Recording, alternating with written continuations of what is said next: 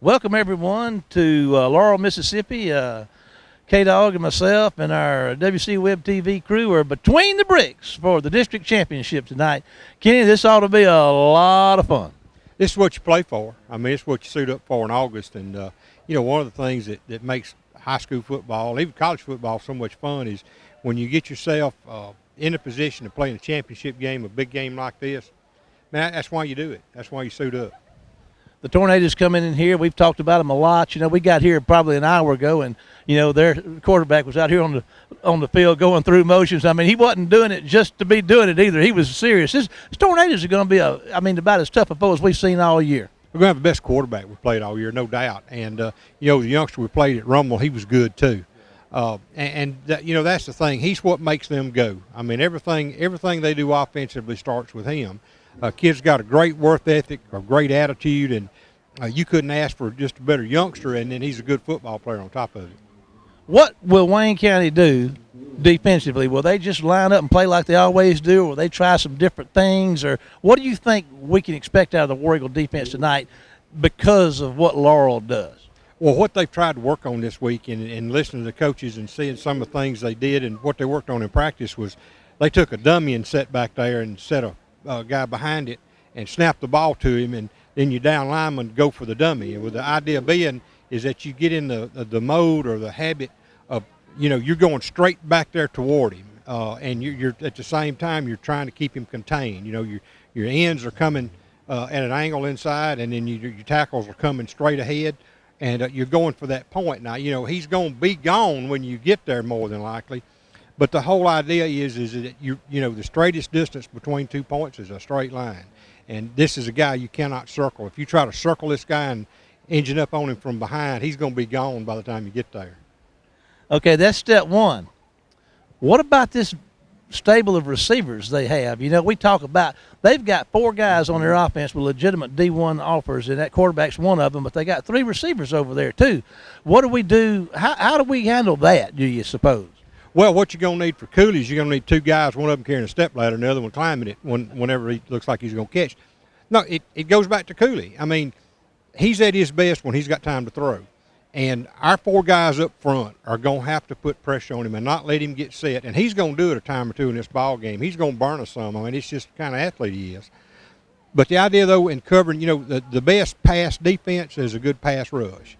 And it's an old cliche, but it doesn't make it any less true. So our emphasis tonight for our defensive backs is they got to stay with their guys. They can't leave their guys. They can't get caught looking in the backfield.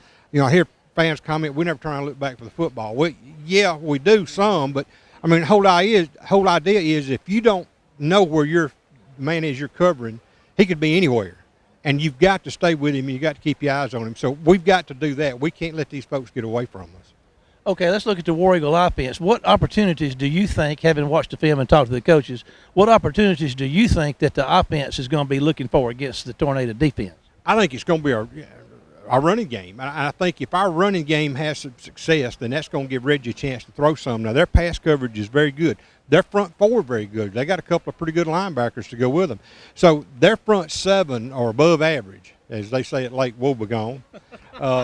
They're all above average, and so our strength tonight is going to be keeping the ball away from Laurel. If we can pick up our first downs, pick up 4 yards a carry, average, get 4 and then get 5, or get 4 and then get another 4 and then another 4. If we can do that and keep the ball out of the hands of Laurel and out of Howard's hands, then we got a chance to be successful tonight. Kenny, we appreciate your time. Look forward to calling it with you tonight. We're going to take a break to hear from some of our sponsors, and we'll be back with the head coach, Todd Mangum, after this break. Okay, here we are with Coach Mangum down over here in Laurel between the bricks. Coach, big game night, district championship, all kind of playoff ramifications and seedings at stake here, 1 or 2. Big game tonight. Oh, no doubt. I mean, this is actually what high school football is all about. Coming down to the last game of the season. Number 1 seed in our region, and let's go ahead and say it. Team that wins this game is going to host the South State Championship game in 3 weeks if you're able to make it to it. So, this game has a lot of things going with it, but hey, biggest thing is the football game. It's the next one. Let's talk about the Laurel Tornado offense for a minute. I mean, super athletes, D1 athletes all over the side of the ball over there. Great quarterback, great receivers. How's your defense going to approach the passing attack of Laurel? Well, it all starts with a quarterback, and he's the one that makes it all go. He's as good as there has been in this state. He can do it all. He can make all the throws, and he's the guy that's got to be affected.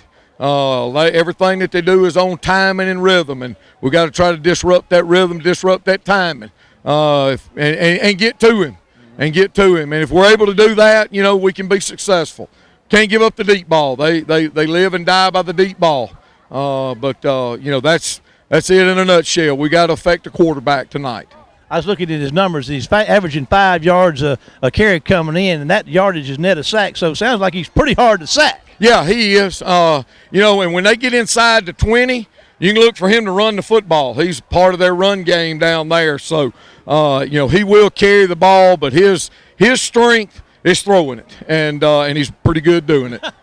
Let's talk about your offense. What opportunities do you see that you're going to need to capitalize on against the Tornado defense tonight? Well, we've got to be able to run the ball. We've got to we got to some way find how to get 7 guys out of the box. We've got to be successful throwing the football. We've got to do that because what they want to do is keep 7 guys in the box, stop the run, force you to throw, bring pressure. So we have got to be able to hit some plays, hit some passes, early to open up for the run. And bottom line, we just got to block and take care of the football.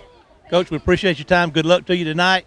We're going to take a break to hear from some of our sponsors, and we'll be back between the bricks for the Laurel Tornadoes and your Wayne County High School War Eagles. See you after the break.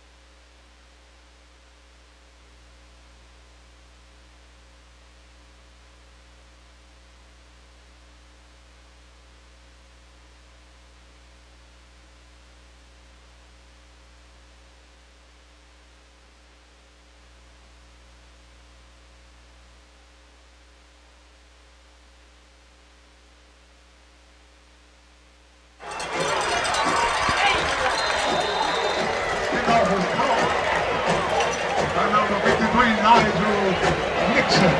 So it'll be first and 10 for the Tornadoes at their own 36-yard line.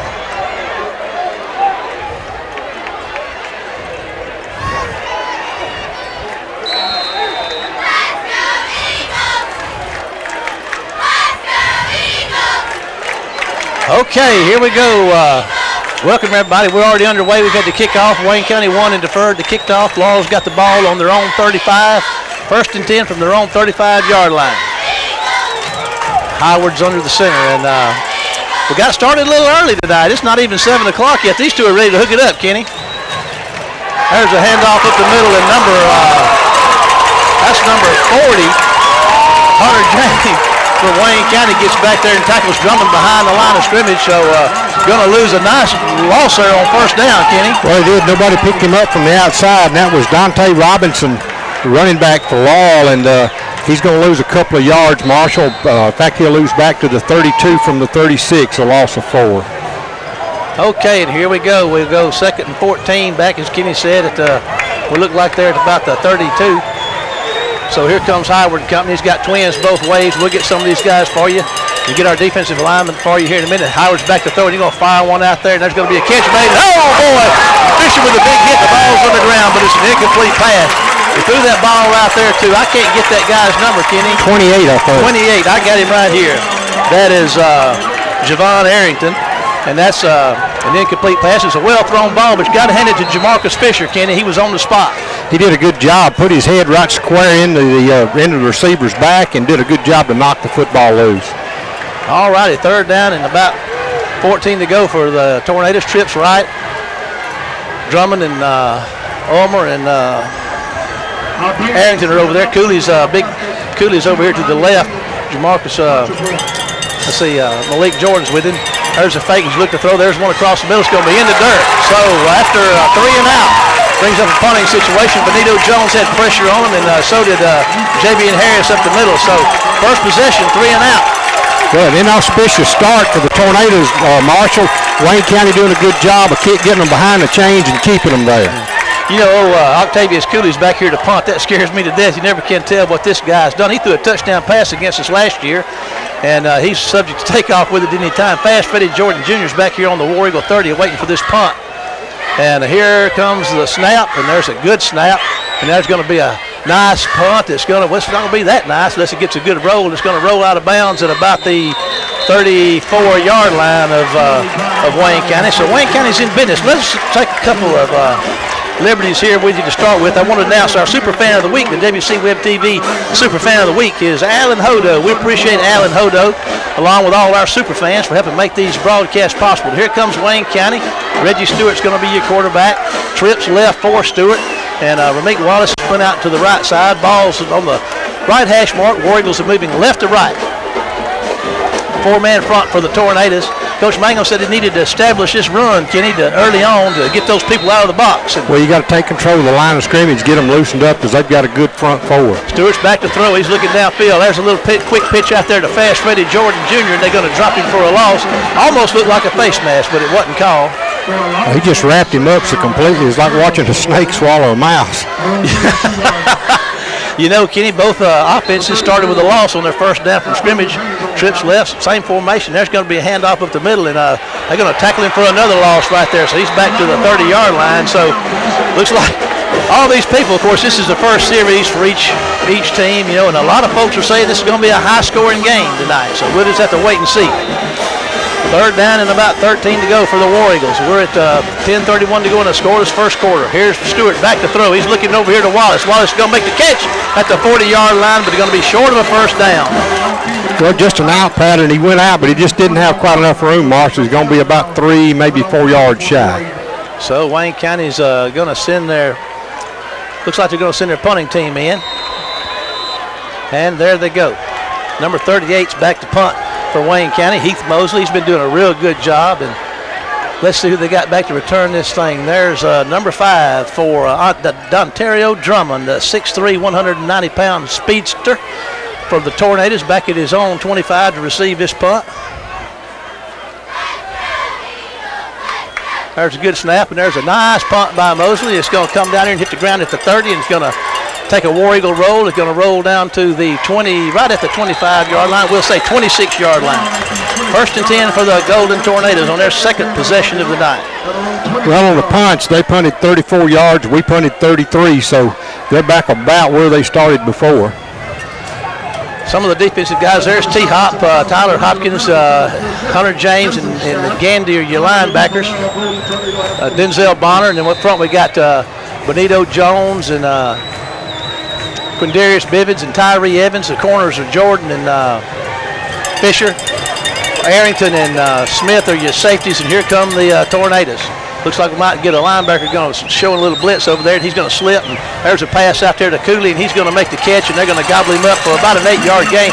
Let's see, number 30, Tyler Hopkins out there. A couple of linebackers on that stop, Kenny. Yeah, good job. Just as soon as he caught the football, they wrapped him up, Marshall. He's just across the 30, so he picked up about 4 yards. You can say 5. All righty, trips right for Howard and single back set for him. They're staying in this same formation. Ball's on the left hash mark, moving right to left of the Tornadoes. 14 seconds on the 25-second clock, 9:42 to go in a scoreless first quarter. The Tornadoes with their second possession of the night, 3 and out on the first one.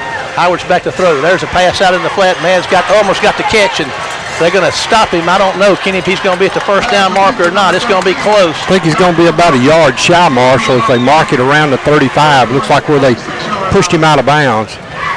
So let's see. It is short. You're Johnny on the spot there, Kenny. What's Laurel going to do? Looks like they're going to line up and go for it. No, they got him first down. The announcer says, okay. I'm like you. The ball was farted short, it looked to me like, but it is a first down. So first down of the night goes to the Tornadoes on the pass completion from Howard to Taquan Ulmer. There's a flag on the play, Kenny.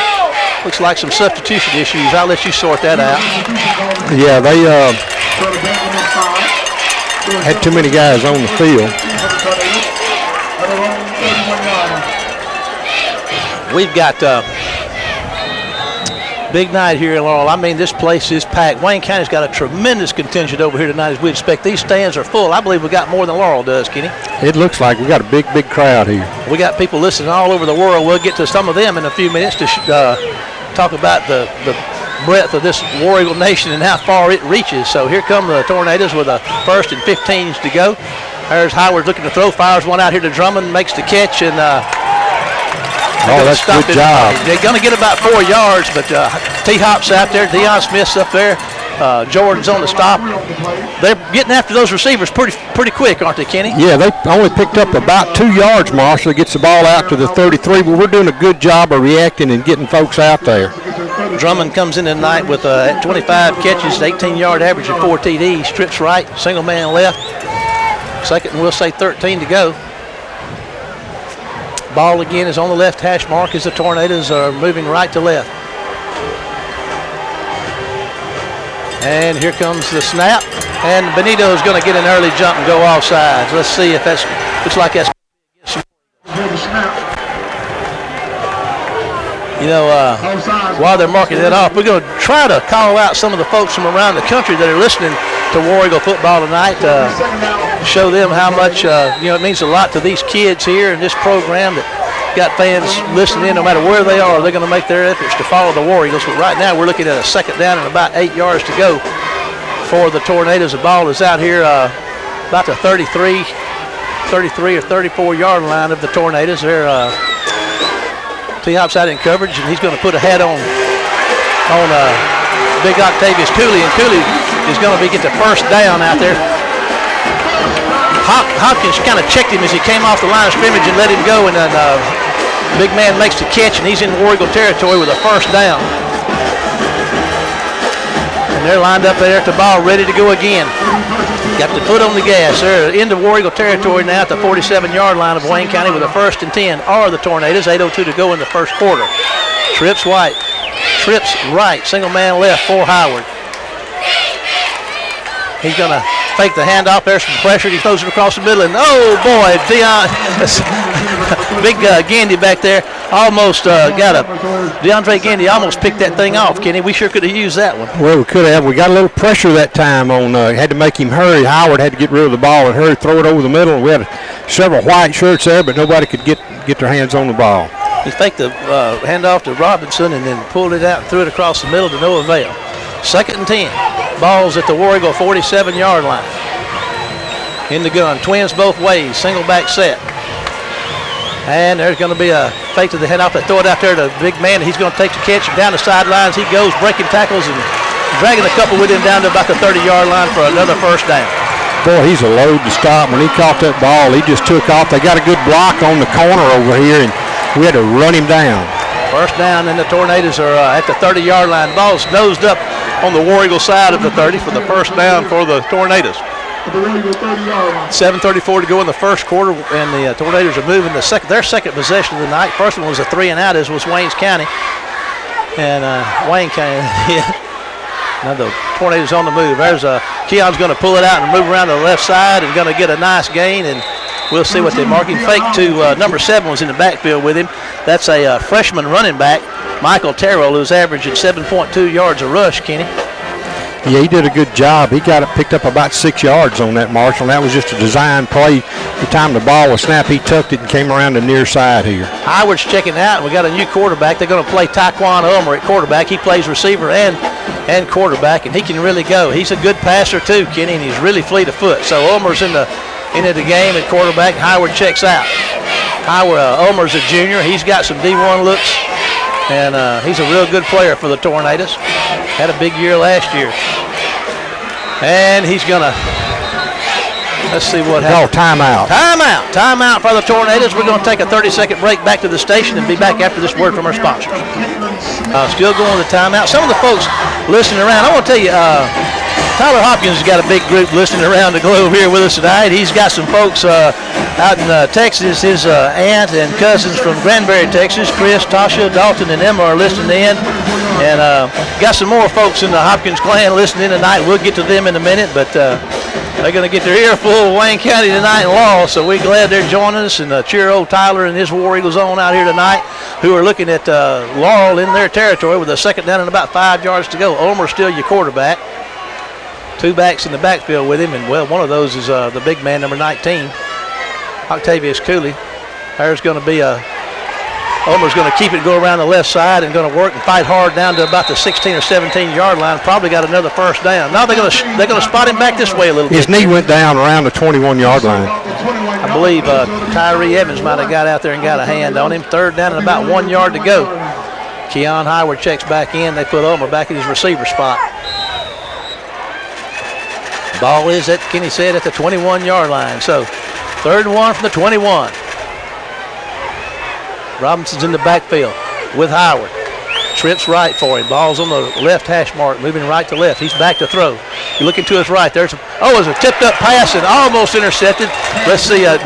Gandy drops back there and does well in coverage, doesn't he? He sure does. 4th and 1, Marshall, and I don't think they're going to do anything but go for it. All righty. Could make a big statement right here tonight if Wayne County could shut them down on 4th and 1 down here. They're going to have to get to the 20 to get a first down, I do believe, or somewhere. Well, inside the 20, isn't it, Kenny? Here they come. Empty backfield. Howard's giving them a hard count. Wayne County stays on base. Trips right. Twins to the left for Keon Howard. There's your snap. He's going to make a quick throw across out here and makes a catch to Cooley at the 15, and he puts his head down and runs hard down to about the, well, they're going to mark him down at about the 11 or 12 yard line. Looked like he got inside the 5, but he stepped out of bounds. Well, he's just such a big target, and, you know, when Howard just gets the ball anywhere close to him, the big guy's going to catch it, because the next tallest guy we've got is about 4 inches shorter. Looks like he's out around the 12, Marshall. Okay, Clifton Jordan, number 35, checks in along the War Eagle front. He replaces Tyree Evans. Clifton can really get after that quarterback. He's got some sacks coming in here tonight. We'll talk about that more. Howard's going to keep the ball, run to his left, and he's got some rooms at the 10. He's at the 5, and he's going down the sideline, dives into the end zone, and it is they hadn't called it yet. I'm saying he stepped out. A touchdown for Keon Howard. He runs it in from out of about the 12-yard line, Kenny, and gets the first score of the night for the Golden Tornadoes of Laurel High School. They go up 6-0 and now try the PAT. About somewhere in the neighborhood of a 70 or so yard drive, was it not? They started on the 26. Okay. And here they go. Howard's going to be back there holding. Number 1's on the kick, Jonathan Atencio, to try the PAT for the Tornadoes. At 6:16 to go in the first quarter. Laurel's up 6-0. Here comes your PAT attempt. There's your snap. It's down. The kick is up, and it is good. So with 6:16 to go in the first quarter, Laurel 7, Wayne County 0. 30-second break. Back to the station, and we'll be back after this word from our sponsor. Back tonight, standing back here around the 5-yard line.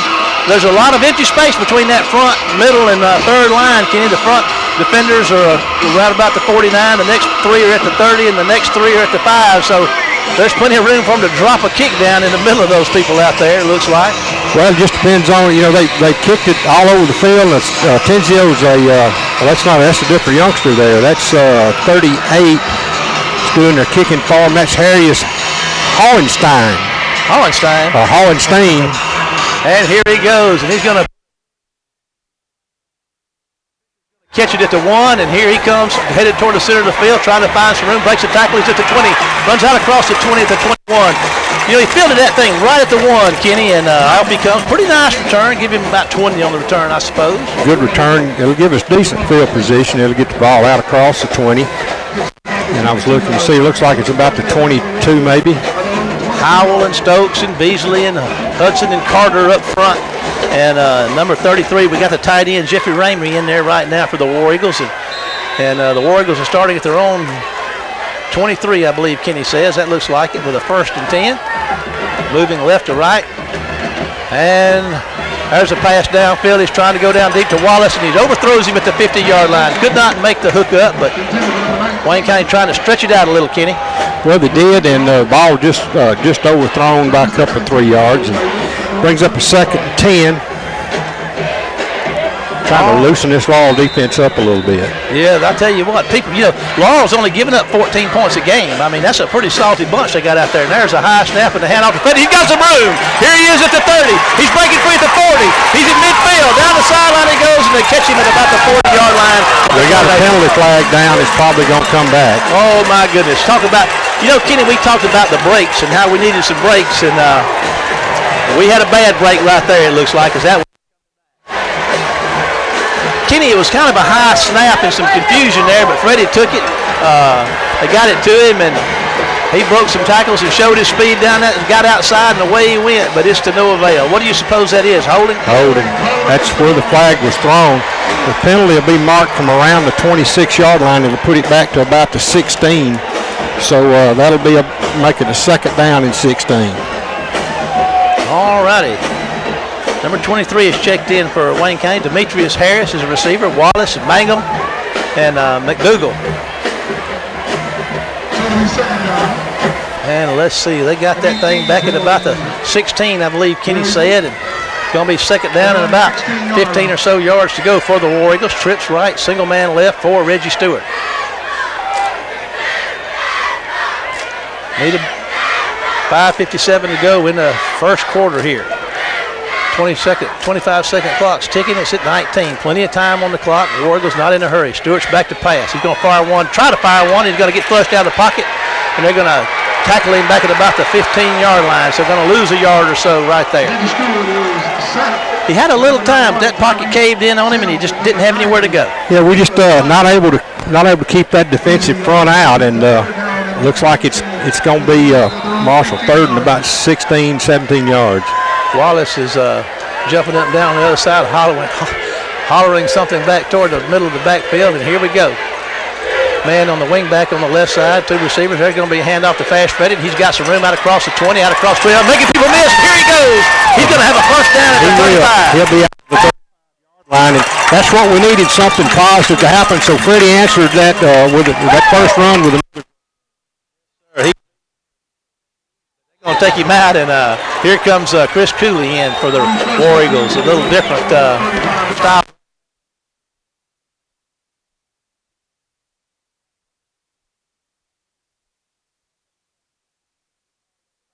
But maybe two.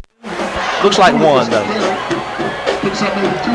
Wayne County did get their first down of the night right there. And that showed some real character, even though the heartbreaking on that big thing coming back and then to get another run, Kenny. Yes, because we'd have been on the Laurel side of the 50. Reggie makes a read option. Here he goes up the middle, and he's going to get another Wayne County 1st down out of about the 47, 48-yard line of the War Eagles. So move the chain. Just zone read, and Reggie saw the hole open up in front of him, and good blocking by the Wayne County line. He takes it out to the 47. Twins to the right. Wayne County's got their foot on the gas. They back up the line of scrimmage, ready to go. H-back on the right side. There's a handoff to, I believe it's Cooley. He's going to get across midfield and into Tornado territory just barely, I do believe. He'd be about the 49. We're at 4:26 to go in the quarter. Wayne County trails 7-0. This is their 2nd possession, and they're on the move now in Golden Tornado territory for the first time tonight. Trips right. No, Twins right. Single man set. Wayne County might have moved there, Kenny. Looks like it's going to cost them 5. Flag before the snap. Get back to the Hopkins bunch that's listening. We got from Granbury, Texas, Chris, Tasha, Dalton, and Emma. His got Aunt Sandra listening in from Louisiana tonight, along with Joanne James, his great-grandmother. And last but not least, his granddad, Wilmer Hopkins, is listening from Buckatuna tonight. So all of his family is united right here and pulling for Tyler and all of the War Eagles as they take on the Tornadoes here tonight. War Eagles looking at a 2nd and 12, and the ball's back at about their own 46-yard line. Wayne County penalized 3 times so far in the ball game, Marshall. Okay, Twins to the right, single to the left. Stewart's under pressure, looking to throw downfield. Got a man open. Can he get it to him? It's down the field. And Wallace makes the catch. He's at the 10-yard line. They're going to inside the 10. What a throw and catch, Kenny. Reggie did a great job. They got a late blitz over there on the far side, and Reggie just sidestepped it, Marshall, and then threw the ball down the field to Ramee. What a beautiful play. It's going to be a first down. I believe it's going to be is it inside the 10 or right on the 10? No, it's actually close to the 5, Marshall. Oh, yeah, I've settled them short, Kenny. First and goal from the 5. All right, here come the War Eagles. Up to the line of scrimmage. Stewart's in the back, and Wayne County's going to jump. Stokes is going to get an early start. Precious yardage down there, Kenny. You hate to give it up. It's 48-yard catch, throw and catch, Marshall, and with a first down, so it'll be first and goal from the 11 now with that penalty. Boy, we really need to settle down. That was the same deep pattern they ran a while ago, and he overthrew him, but he hit him. Wallace blew by the coverage and kind of had to slow down and wait for the ball. Looks like Laurel might have jumped off sides that time, going to get that 5 back. You know, we got so many sponsors. A couple of our sponsors, the Extreme Science Security and More Bunch, Ray and Scott, are off in the Midwest somewhere chasing whitetail bucks. But I tell you what they're doing. They're listening to the War Eagles tonight. They told me they'd be tuned in and listening to Wayne County taking on these Tornadoes. Well, all had a long drive earlier, Marshall, about 11 plays, and Wayne County is well on their way to putting together something similar. Hopefully we can get some points out of it, too, and tie this ball game. First and goal, and here they go. There's a handoff to Fast Freddy up the middle, and he's going to be met about the 5. I don't know. Wasn't much there, Kenny. They're going to give him a spot right at the 5. He picked up about a yard. Second and goal from the 5. Here comes big package in. There comes Benito Jones, Quindarius Bivens, and Tyree Evans. We're going to try to run some power football down here, Kenny. Fast Freddy Jordan Jr. is the backfield. And here we go with the big package. They're piled in there tight. What's Stewart going to do? What's Bud Blackledge dials up? There's a handoff to Freddie, and they're going to hit him behind the line of scrimmage, and it's to no avail. They ran away from the big package, Kenny. They tried it. Looked like nothing was there, and Freddie took off to the left side, and they just stacked him up right there. Well, I give Law credit. They just piled in there and did what they had to do and jammed everything up. Freddie had nowhere to go. And here come the War Eagles looking at a 3rd and 6. 3rd and goal from the 6. Twins both ways. Fast Freddie Jordan Jr. is in the running back with Reggie Stewart. Reggie's looking for the snap. Looks back to the sideline. Checks him down, and here he goes. Looks like he's got him set for the go this time. There's your snap. He's looking to throw under pressure. Fires a shot. There's a touchdown catch from the Rummeek Wallace. He dropped the ball. My goodness. He had to go down low to try to get it, didn't he, Kenny? And he couldn't scoop it out. Thrown low, and Marshall, and but that's the ball that you got to catch because it was thrown right where he could reach it. He just didn't hang on to the ball. Wide open though, because they ran a cross over there on the pattern and got the corners, and the safety jammed up. That's how he broke open. Brett Reynolds is on to try a field goal that's going to be about a 23-yarder. Mangum on the hole, James on the snap. Wayne County trying to get on the board. There's a snap. Kick is up. Let's see. It looks like it's going to be good, Kenny. So it is good. So with 2:24 to go in the first, Wayne County 3, Laurel 7. We're going to take 30 seconds to after this commercial break. That drive. Well, it was an 11-play drive. Marshall started on our 22 and wound up at the 6 Laurel on 4th and goal from the 6. We kicked a 22-yard field goal. Some nice running yards accumulated on that drive and the big pass play. So Wayne County would have liked to have got 7, but we'll take the points, and Wayne County will be kicking it off. I'd like to shout out to the Miller clan there in Waynesboro listening in tonight. Freddie, Tommy, and their group listening in tonight. And no party like a Miller party, and they're celebrating it with the War Eagles tonight, listening in on WABO. All righty. And let's see here. Reynolds is getting set to kick it off. He's going to put a foot in it. It's going to be kicked high, and it's going to come down at about the 19-yard line. It's on the ground. They're going to pick it up, and they're going to get him at the 20-yard line. The first man down there was, let's see if we get a number on that gentleman right there. That is number 31, Washam on the stop. Devin Washam on the stop for Wayne County. Got him at the 20-yard line for the 1st and 10 of the Tornadoes. Nice kick by Reynolds. Well, it was, and a good coverage by Wayne County. Did a good job to get down there. And, sometimes we saw last night with Mississippi State and Missouri, just because you fumble the ball around a little bit doesn't mean you can't break a big play off of it. And that's one of those things that hesitation sometimes can mess up a coverage team. Wayne County's going to a 4-man front down there, Kenny. Dante Williams is in there among the number with Evans and Bivens and Jones. And there's a flag on the play. Going to be against Laurel, but 5 yards probably doesn't mean a whole lot to Laurel, that offense they got. Kenny, we talk about Laurel's offense, but now we made an we talked about this a little bit. Their defense is only giving up 14 points a game. That's 4 points a game less than Wayne County's defense gives them. They played defense here at Laurel. Well, and one thing that's helped them, they had 12 men on the field that time. So that always helps. Okay, trips to the right for Howard and company. Octavius Cooley split out to the left. Fisher's in coverage with him, getting a little help from Xavier Lampley over here. We're at 2:20 to go in the quarter. Lampley comes up close on him, and Howard's going to fire one over here that's going to be incomplete. Trying to get it to number 28, Javen Arrington, who made a catch earlier on in the contest. 2nd and about 15 to go for Laurel. Well, I tell you what, Wayne County had an 11-play 72-yard drive and got 3 points. Laurel had 11 plays, 74 yards and got 7. And if we can't swap field goals for touchdowns, we're going to have to get some more points on the board to do it with touchdowns if we're going to beat them tonight. And the Tornadoes are up the field. We're at 2:17 in the first quarter. Wayne County 3, Laurel 7. Laurel with the ball moving right to left. They're at their own 15-yard line with a 2nd and 15 to go.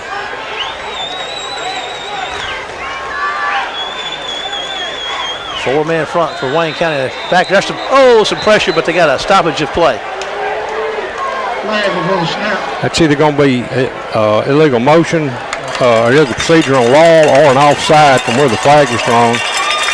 It's against Laurel. Got them backing them up another 5, so it's going to bring up 2nd down and 20 yards to go for the Golden Tornadoes. Get a shout out to Pat Williams tonight, one of our followers on War Eagle Football at Facebook.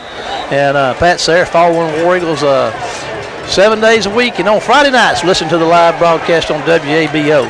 And here come the Tornadoes. Howard's in his back. He's looking to throw. There's some pressure after him. You're going to toss one out there to Robinson, and they're going to get him out of bounds at the 15-yard line. So that's pretty nice defense. Jamarcus Fisher out there in coverage and on the stop. Yeah, they got him at the line of scrimmage, Marshall. They got him around the 10. Kenny, I tell you what, that's... in fact, they got him slightly inside the 10, yeah, so he lost a yard. It's going to bring up 3rd down and about 21 to go. Boy, I tell you what, big opportunity right here to get a stop and get the ball back with some decent field position. Robinson's in the backfield. He's got twins both ways. Howard's waiting for the snap. He's on his left hash mark. Tornadoes moving right to left. 2:08 to go in the first. Laurel leading 7-3. Howard's got the snap. He's back to throw. Got some time. He's firing one deep down the field to Cooley, and Cooley slips, and looks like Fisher might have had a chance to catch it. The big man fell down over there, and it's going to be incomplete and bring up a punting situation for the Tornadoes, Kenny. Well, hopefully we'll get good field position from here, Marshall, because they're going to punt from the end zone. And the big man, Octavius Cooley, will be back there to punt, and he just lost his footing. And, we kind of expected some of that might happen. The field's in pretty good shape, but it is still wet. And you can see the tracks they're making into that turf, and probably before the night's over, it's going to be kind of mushy. Well, it's slick out there. The ground's kind of soft in a lot of places. There's a punt. It's going to be a low punt. Freddie's going to come up here and catch it at the 40. Oh, my goodness. I can't begin to explain what happened, but Freddie caught the ball at the 42-yard line, and they hit him immediately, and he fumbled it. And another Leggett, I believe, number 41, Jaquibs Levitt picked it up and tried to run with it, and they tackled him, so the ball's going to be back, spotted at the 47, well, between the 46 and 47-yard line. That was an interesting play. Wayne County is in Tornado territory with a 1st and 10 with 1:51 to go in the first, trailing by 7-3. Got a H-back on the left side, twins to the left, Mangum's wide to the right by himself. Jordan Jr. is in the backfield with Reggie. Reggie's going to hand it to him, and Reggie's going to pull it out and keep it and run down to about the 42-yard line for a pretty nice gain on first down. Yeah, good job by Reggie. Pick up 4 or so yards.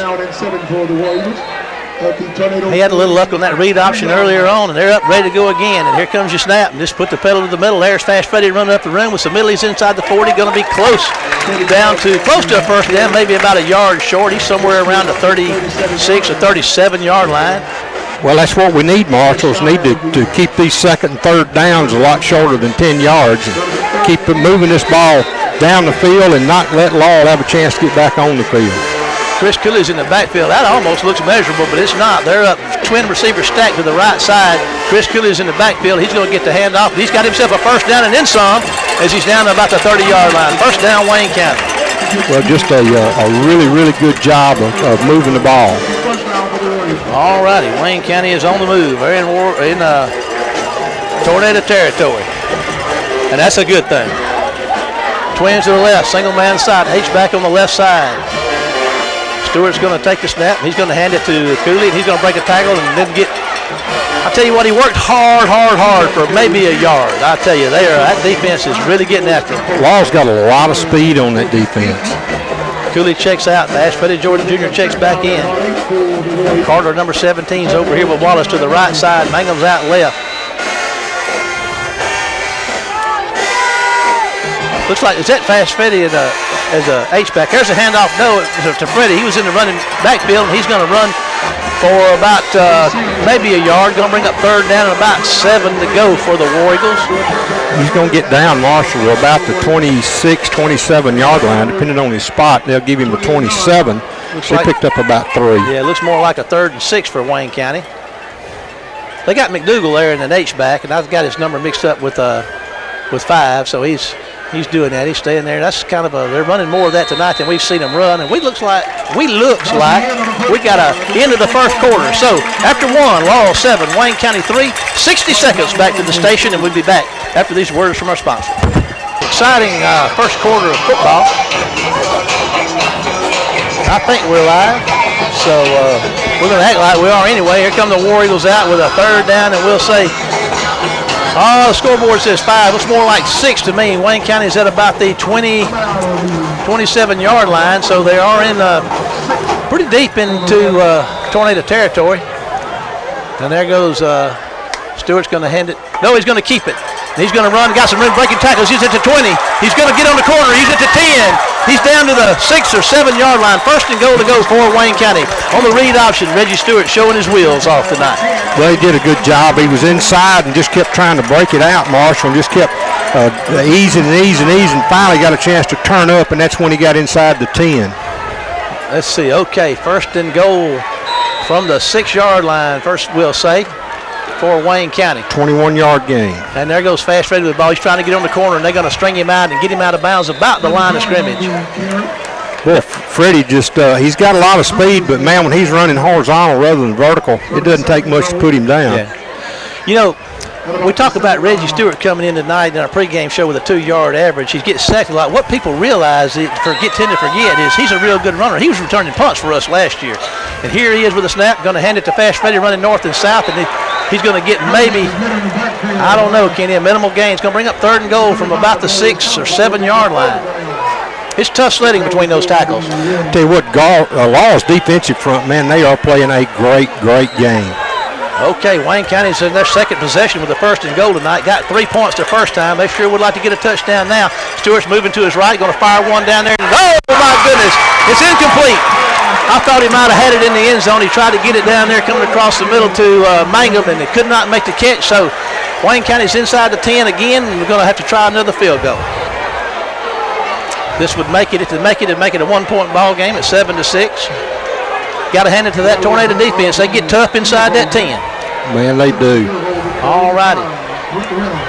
Reynolds is on to try the PAT out of the Mangum hole. Mangum's getting the dirt out of his helmet as he went down on the ground trying to catch that ball in the end zone. James is going to snap it. It's going to be a 23-yarder, and there's the snap. The kick is up, and let's see. It is good. So with 11:08 to go in the half, Wayne County 6, Laurel 7. Here's a 30-second break for you back to the station, and we'll be back after this word. Got that drive, Kenny? 10 play, 40 yards. All righty. I'd like to give a shout out to Dwayne Smith. He's listening in from New Augusta. He said if he was at work, he'd be between the bricks, but he's got it tuned in on WABO. All the way from West Africa, Trent Britton can't get a reception for the sound, but he's following on Facebook tonight. All righty, here we go. The Warriors getting set to kick it off. 11:08 to go in the half. Wayne County's been inside the 10 with a first and goal twice, Kenny, and had to settle for field goals both times. That's significant at this point. 29-yarder and a 24-yarder. And give a shout out to Patrick Rivette. He's off hunting ducks, but he's taking time from his duck hunt. I don't guess you shoot him at night, so he's listening to hope he can find some. There's a kickoff, and oh my goodness, he's breaking time across the 35, and Gandy's going to put a stop to that at the 45. They kicked that ball down to the about the 35, and number 26, Thacarius, caught that ball and just ran hard, and looks like he's got that thing to the 45, so it's their own 45, so 1st and 10 from the Tornado 45. Good field position, good starting place for all, a lot better than the last time they had the ball. Cooley's, they usually put him out by himself. He's to the right side. The Tornadoes are moving left to right now. Twins left for Howard, 2 backs in the backfield with him.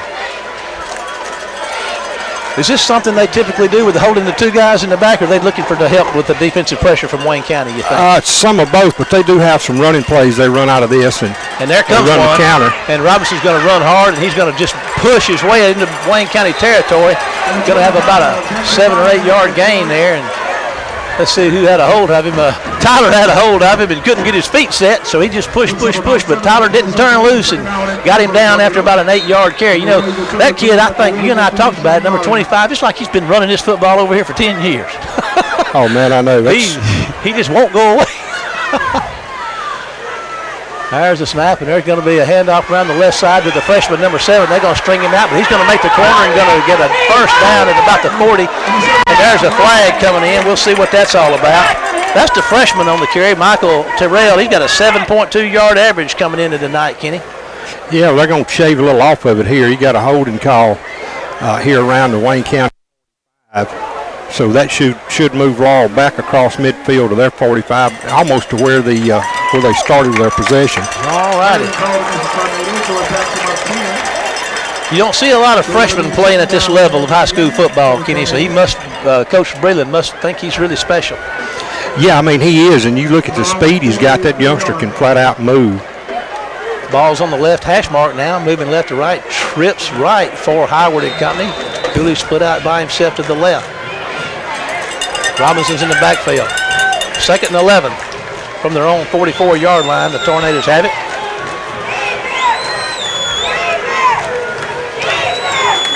And here we go.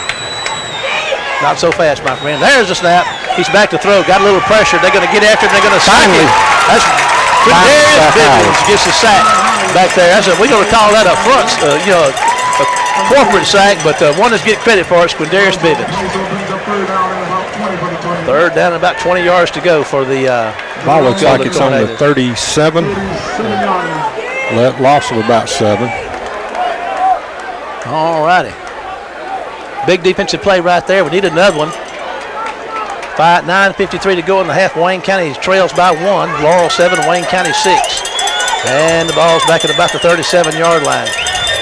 And Howard's back to throw. There's some pressure. He's going to fire a bullet down there, and it's going to be caught. Going to be short of a first down, though, Kenny, but Cooley's going to make the catch at the 45-yard line. It's going to bring up 4th and 1. Boy, what a catch. I tell you, that ball was a frozen rope as it went downfield. They'll probably have to dip that one in a bucket of water and cool it off. And, of course, the Tornadoes are going to be going for it right here. They bring a big package in. Looks like their own. Ball is nosed up right there at the 35-yard line, and they got to get down to about, the 45-yard line. They got to get to the 44, I believe, for a first. And here we go. And Wayne County's going to be all sides, I do believe. I don't know. Tyree Evans says it's against Tornadoes, but I know Tyree would say that. I don't know. It is against Laurel. Let's see. Let's hold judgment here. They're discussing it, Kenny. This is a big call right here. I don't know if they're going to discuss it or hold a vote. All righty, it's against Laurel. No, it's not. Wayne County's backing up. I was wishful thinking right there on my part. That's a first down, Kenny, on the offsides. So the Laurel's got the ball at the 40-yard line with a 1st and 10. That is the War Eagle 40 they're on. Number 18's in now, Jebba Jones. They just play all kind of folks at wide receiver. They shuffle them in and out like nobody's business. Benito's been in a 2-point stance or standing up most of the first half of this ball game, Marshall. He's not had his hand on the ground very much. And there he comes, and he's pushing. There's a pass out in the flat, and they're going to tackle him short. Going to lose about a yard on that play. Yeah, that's the first time we've seen him do that this year, isn't it, Kenny? Yeah, we hadn't seen him do that before. Tell us the rationale there. Well, part of it is just to give him a better chance to see what's going on, and also, some argue you can get a better start from there. I'm not one member of that school. I think you get a better start when you're down in the stance. Spinners start from a stance, don't they? Yes. All righty, 2nd and 11 for the Tornadoes. And Howard's back to throw. He's got some time. He's going to fire one deep downfield. He's trying to get it to number 5 down there, and that was pretty good coverage. That was Dontario Drummond who was trying to throw the ball to him, and it went out. It threw it. The ball was at his hands at about the 5-yard line, but it was out of bounds. So 3rd down and 11 yards to go for the Golden Tornadoes. We had good coverage that time too, Marshall. We had a guy right with him. Oh, Jamarcus Fisher. He's Brian Jackson is in there playing a little defensive back right now for Wayne County. And he's been doing that all year. They got him out here on Drummond because Jackson can really run. And look at that number 5. I mean, if he doesn't look exactly like Omar Bayless did, man, that's a spitting image. 6'3", 190. Can really run. And he's a junior with a pocket full of D1 offers himself. Twins both ways on the 3rd and 11. Howard's back to throw. He's standing at his 50. He's going to get some pressure. They flush him out of the pocket. He's looking downfield and he just can't throw it away. But he does get it away at the last minute. And I don't know. There goes the receiver down the field to about the 20-yard line. I believe that was number 18, Jones, we talked about a while ago. Chalk that up to Howard. Yeah, we got jammed inside that time. If we'd had somebody just to keep him corralled, then we had a chance to tackle him. I think Benito's letting the official know that they're trying to get his clothes off. 1st and goal at the 20-yard line or thereabouts. We'll say the 21-yard line. Trips right for Howard. And he just stayed patient, stayed calm, and waited for the open man and made the big play right there. Howard's in the shotgun. He's going to hand the ball. No read option. Up the field he goes. He's got all kind of room. He's going to be tackled down about the 10-yard line, and looks like it's going to be at the 9. 1st and goal for the Tornadoes from the 9-yard line. That was run all the way. Yeah, we missed him. We had a guy cross the line of scrimmage looking right at him and just fell down. All righty. And the War Eagle. Now let's see if the War Eagles can play goal line defense the way that the Tornadoes have been playing it tonight. The War Eagles have been down there twice with 1st and goal and kicked field goals both times. Now the Tornadoes have got their 1st and goal. Taquan Olmer's the quarterback, and he's going to try to run it. And they're going to gobble him up behind the line of scrimmage. Bonner and Jabian Harris and number 90 for Wayne County, Williams. They get all over Olmer, and there's a penalty flag, Kenny.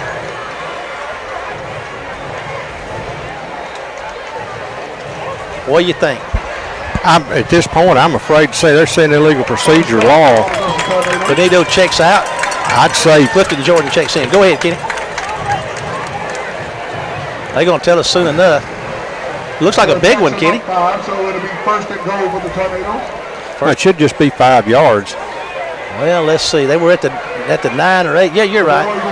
Looks big when you get down there that close to the goal line. Yeah, it should put the ball out around the 14. It'll be 1st and goal from there. 1st and goal from the 14. Howard's back in at quarterback. We're at 7:23 to go in the half. Wayne County's trails 7-6. Laurel is threatening with a 1st and goal. But they're at the 14-yard line. So, can the War Eagles hold and keep this thing a 1-point ball game?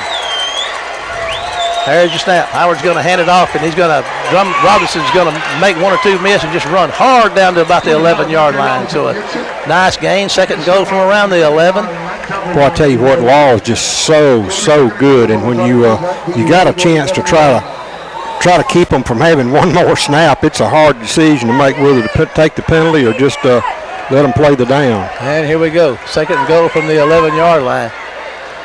Cooley's, go ahead. And here's the thing, you got Cooley over here, and he's a guy you can just loft it up on a fade in the end zone. And, you know, we couldn't stand two guys on top of one another and still reach the top of his headgear. Yeah, he can post up down there and just jump ball it if he wants to. And now they're going to hand the ball. No, they're going to throw one out here to the other side. They're going to try to get the ball to the left down there at about the 5, and it's incomplete, trying to get it to number 18 again. And they're throwing, he is not one of their leading receivers, but they're using him a lot tonight, Kenny, already. That's some of that tricky stuff that old Breland will do on you. He'll just slip it in and out. He's a sneaky little rascal, isn't he?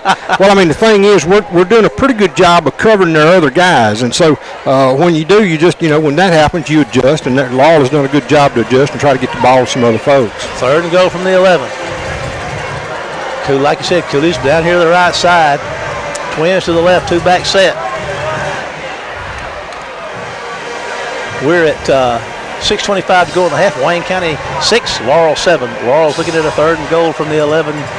Boy, this right tackle and right guard are 2 yards deep in the backfield. That ought to be. Are. Howard's looking to throw, and he's going to fire a rifle shot down there to the goal line. It's going to be incomplete, but there's going to be a flag and probably going to be interference. Ken. Yeah. That was Cooley trying to make the catch at the 1. That should be, I'm going to leave that to you. No, that's what it's going to be. Either that or defensive holding. Looks like Laurel's pretty happy about it. We'll leave the call to you. What is that, holding? It's going to be 1st and goal from the 5, whatever it is. Pass interference.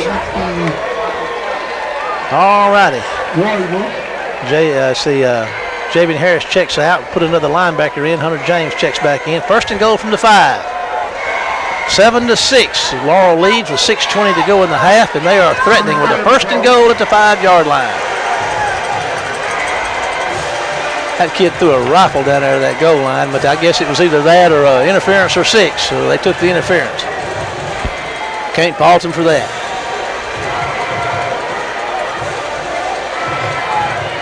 And here we go.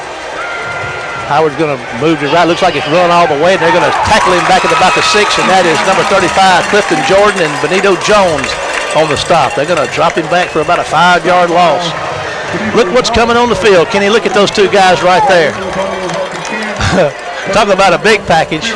My goodness gracious. Well, it wasn't the 1st down, Marshall. They didn't get the 1st down on the pass interference. Oh, okay. So it's 4th down. They're trying to PAT. I missed that. Good call, Kenny. So they're going to try a field goal from the 16. This would be a 26 or 27-yard variety right here on the right hash mark. There's a snap.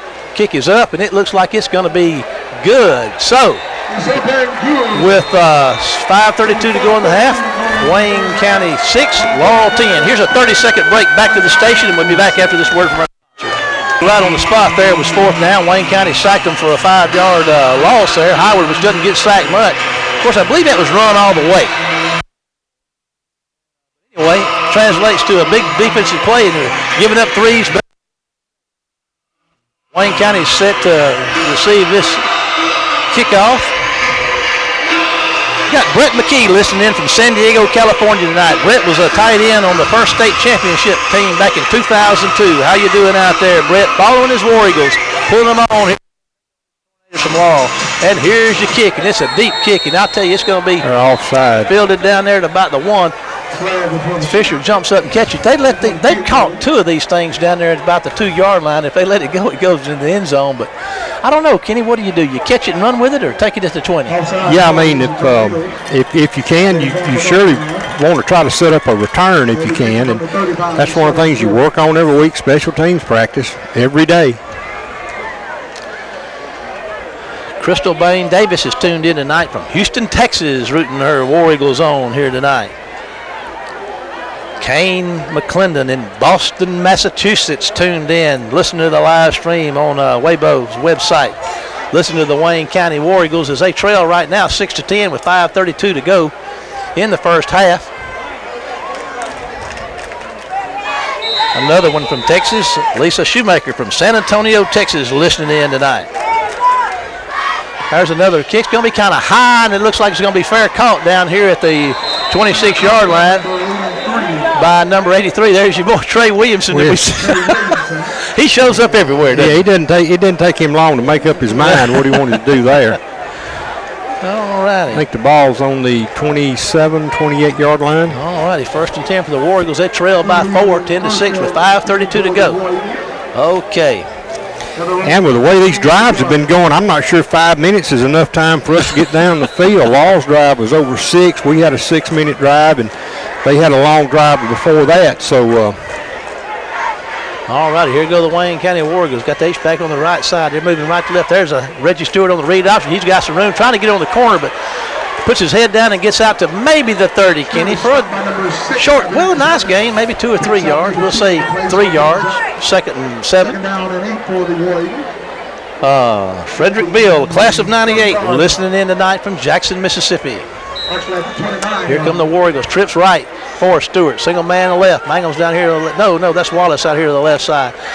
Stewart's going to fire one across the middle. There's a catch at the 30 and out to the 40 and out to the 45-yard line. Big catch by Harris, number 23. 1st down. Nice shot right there, Kenny. well, it was, and just a real simple pattern, Marshall, and on slant, gets it out to the 45, and that's what you got to do with Law. You got to try to move the ball on them. Harris's 13th catch on the year right there, and there's going to be a handoff to Freddie with some room. Here he is at midfield and going. He's at the 40-yard line, out on the corner at the 35. Looked like a face mask, but no avail.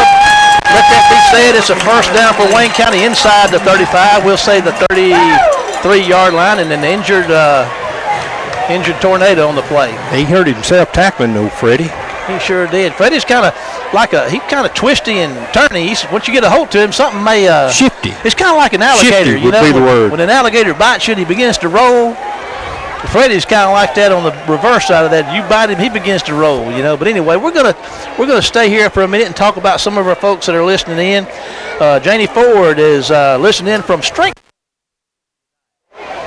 That's probably our father. It may very well be. Dalton and Linda Perry listening in from Parts Unknown. George McCary from Saudi Arabia. Ernie Clark is on the road in Arkansas tonight listening. And a good friend of mine, Tommy Dunning from Tallulah, Louisiana, following the War Eagles. He's a big Warren Central fan, but he keeps up with the War Eagles, Kenny. Does Ernie know anybody in Arkansas? Yes, Ernie knows somebody everywhere because he is, like the song, he's everywhere. But he's in Arkansas tonight. Rita Brock from right on the WC Wayne County, Jones County lines listening in. Ron Brown from Philadelphia, PA. And Scott Cooley from the Mobile Infirmary. Get well soon, Scott. These are the people around the globe listening to the War Eagles tonight as the War Eagles are fighting to try to take a lead here with 4:38 to go. 1st and 10 inside Tornado territory, and the Tornadoes come all sides. No flag, though, Kenny. How can you do that? He didn't get far enough, I guess. All righty. 5 seconds on the 25-second clock. Got to get this snap away, and there's your snap. And there's the handoff to Freddie, and he's going to run hard down to the 30-yard line for a decent gain of maybe 2 or 3 on 1st down. And the tackle was made by the guy that jumped over there a while ago. He came all the way from the outside and tackled Freddie on the inside. A lot of speed over there by that youngster. All righty. It's a 2nd down, and we'll say 7 yards to go. Ball's down there at about the 30-yard line. Wayne County trailing with 4 minutes to go in the half. 6-10. There's Stewart's going to hand off to Freddie, and he's going to take a stutter step and gain maybe a yard. Going to bring up 3rd down, and we'll say 6 yards to go. Chris Cooley's checking in.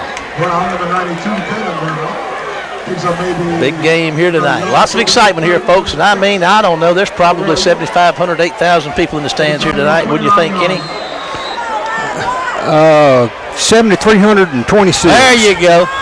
3rd and 6, and there's Stewart moving to his right, looking to throw. They're going to fire one down there. Wallace is going to be out of his reach, trying to get him outside the numbers over there, and couldn't make the connection. Good pressure on Reggie that time. There was. He had to get rid of it in a hurry. 4th down. Wayne County's going to go for it right here, I'm sure, Kenny. The ball's at the 29-yard line, or thereabouts. 4th down for Wayne County. 3:27 to go in the half. Wayne County 6. Laurel 10. What a big 4th down, Kenny. Yeah, I was trying to look back here, and I think we had I was trying to remember if we had a 4th and goal earlier that we converted, but we don't. All righty. And we're going to have a timeout. Wayne County's going to take timeout. So here's a 30-second timeout for you back to the station. See you after this word from our sponsors. Hopkins, number 55. Hamilton Hudson, number 95. Benito Jones. 99, Tyree Evans. Those were your captains. We were getting late. We were late on the air, so we didn't get a chance to call them out. But there they are for you, the captains for Wayne County Knight. 4th and 6 yards to go from the 29-yard line. The War Eagles are at the Tornado 29-yard line. And let's see if Reggie Stewart and company can pull a rabbit out of their hat, Kenny. Tell you what, he's going to need to be a skinny and real fast rabbit here. Okay. Here we go. 19 seconds on the 25-second clock. Here's your snap. Stewart's back to throw. Got pressure. Throwing the screen to Fast Freddie Jordan Jr. And he's going to get the first down and down to the 20-yard line. Nice little screen. Boy, good call. Good call. I mean, they got a lot of pressure on Reggie quick, but Reggie did a good job to get the ball to Freddie. Freddie had a couple of good blocks in front of him, and they get it down to the 21. You know, those screens are really tough to defend in high school, and I tell you, we've been running those things more this year than I've ever seen us run. Good to see that one. First down. There's a handoff to Freddie, and he's trying to find somewhere to go, and he's going to have to work hard to get down to maybe the 18-yard line. Going to be about 3-yard, maybe 2-yard gain on first down. 3:09 and counting in the half. Wayne County 6, Laurel 10. But Wayne County is threatening. Unable to get into pay dirt tonight so far, but got 2 field goals. All righty, here we go. And there's going to be a handoff to Fast Freddie. He's up the field to the just inside the 15. I'm going to tell you, they rocked his world, but he somehow managed to fall forward, Kenny. He did. Freddie got to the 14-yard line to pick up 4 yards. It'll be 3rd and 3. Freddie's taken several licks like that tonight. I'll tell you who we hadn't seen. He should have been cleared to play. He was. And that's Boomy. He's been returning. He's been on the kickoff return team. But yeah, I'm talking about offensively. Yeah, but he has been on the field. Chris Cooley's in the backfield right now.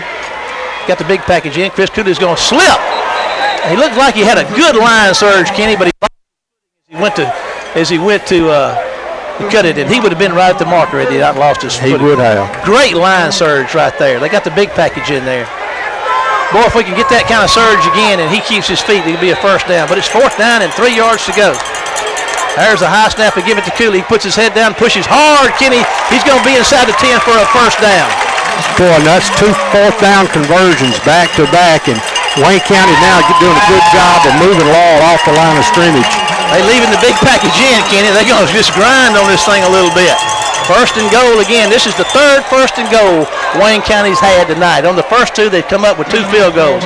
Timeout for the Tornadoes. 1:57 to go in the half. 30-second break to the station, and we'll be back.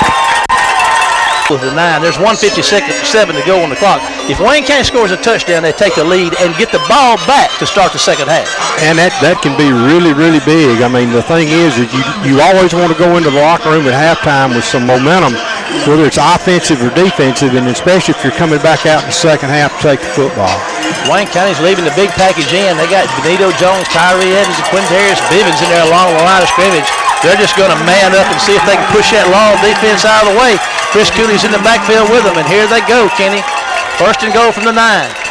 There's got to be some trickeration in here somewhere. And there's going to be a pass. They're going to throw it down there to Wallace. He makes, oh, my goodness, it was outstanding defensive play. It really was. There's that trickeration you were calling. Wallace was open. He was. They had a chance to get it. Ball thrown just a little short. Great defensive play right there by the Tornadoes. And it's 2nd and goal from the 9. Staying in this big formation. They're going to hand it to him this time. There goes Cooley. He's going to make one miss. Breaking tackle is going to get not much there, Kenny, but he got a yard maybe. Going to bring up 3rd down and goal to go. 1:44 to go in the half. They're going to take the big package out and go back to their regular personnel units here for offense. I don't guess he got anything at all, did he? He didn't get much. He's right there. I don't think he did, Kenny. It's 3rd and goal from about the 10. Right on the 9-yard line. Right on the 9. All righty. What a big play right here. They've had a couple of near misses for touchdown passes. Maybe they can make one happen this time. They flush him out of the pocket, and they're going to tackle him short about the 7-yard line. So it's going to bring up a 4th and goal, and Wayne County may have to settle for another field goal attempt. Yeah, boy, Laurel had everybody covered up like a block. They threw a blanket over them, and I think you're going to see a decision here now. They're going to let the clock run down, the 25-second clock, which will put it under a minute, and they'll probably call timeout just as the 25-second clock expires and probably kick a field goal, but I don't know. Here we go. I'm telling you, they're lined up like they're going to go for it. There's 8 seconds, 7 seconds. There's a snap. They're going for it. There's a pass down here to Wallace, and it's I don't know, is blocked down in the end zone. So Wayne County comes up empty. That's the third. That's the third first and goal Wayne County has had tonight, and they've had to settle for 2 field goals to come up short. You just can't say enough. That's why the defense, of Laurel, is only giving up 14 a game. That's pretty salty. Well, it is. It is. Oh, boy. Well, 37 seconds to go in the half. Wayne County comes up short. They've tried to get that ball to Wallace, and just kind of a fade route down there in the corner of the end zone, and both times just great defense by the Tornadoes. Looks like they're just going to snap this thing and let the clock run out. We'll just kind of stay with it here and see. And that's what they're going to do. There's 32 seconds on the clock. They hadn't set the 25-second clock yet. And they won't. They're going to let it run out. They're headed to the end zone, so to the locker rooms. We still got officials won't let them leave yet. Officials will not let them leave. They never did start the 25-second clock. I guess it's all academic. So that's it. That brings the first half to a close with the score Wayne County 6, Laurel 10. We're going to take a break and then be back with a Red Apple halftime show with our guest, Wayne County School Superintendent-elect Bobby Jones, after this word from our sponsors. See you after the break. Kenny, okay, let's play for a minute. You're Coach Mangum at halftime. What'd you tell your team? I said, guys, we got it close. We just got some mistakes that are killing us. The offsides, and we got to clean that stuff up. And then, when we get out here and get an opportunity to score, guys, we got to stay on our blocks. And what we're doing is working. We just got to get into the end zone, and you guys have just got to get that. You got to reach down and get that extra effort. Well, Kenny, with the first 2 possessions of the night started in 3 and outs, and Wayne County receiving this opening kickoff in the second half. We're certainly not looking for a 3 and out here.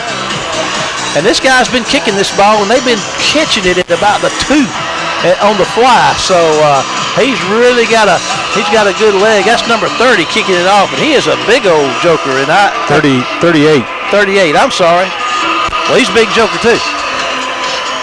And that is Holmstein or something. But anyway, he's going to kick it down there, and they're going to fight over it, and Freddie's going to wind up with a 10 up the hash mark he goes. He's trying to get outside, and they're going to tackle him, catch him from behind at about the 27-yard line. So nice return there, considering they got it sorted out down there trying to catch it. Well, they had to flip for the odd man. and I guess Freddie lost. I guess he did. All righty. War Eagles are out here at the 28-yard line. Ball's nosed up to their own 28. They're on the left hash mark, moving right to left. Hamilton, Hudson's your center. Carter and Beasley blocking on the right side. Stokes and Howell on the left side for him. And there's going to be a handoff. No, Reggie's going to do the read option, and that's not going to have anything to do with that this time. Oh, I tell you what, Reggie pulled it, and he looked up and had 2 red jerseys in front of him. Looks like he might have lost maybe a half a yard on that He play. lost a yard. And here come the War Eagles back to the line of scrimmage. Wallace is split left. He's got trips to the right side. And Stewart's waiting to snap. He's got his troops set. Here he goes. Shifting along that defensive front. And there comes some pressure. Stewart's going to throw one out there. He hit Wallace at about the 31. And that was, he threw it behind him, Kenny, but that was a timing pass. And, when Wallace makes his break, the ball is right there, and he could not make the catch. Yeah, and Law's blitzing. They're doing a lot of blitzing here. They're rushing 6. And there's nobody but the safety left over the middle, but they just hadn't got time to get the ball to anybody there. Wayne County did break some big runs in the first half, and when you do that blitzing, you do set yourself up if you get past that blitz to make a nice run, don't you?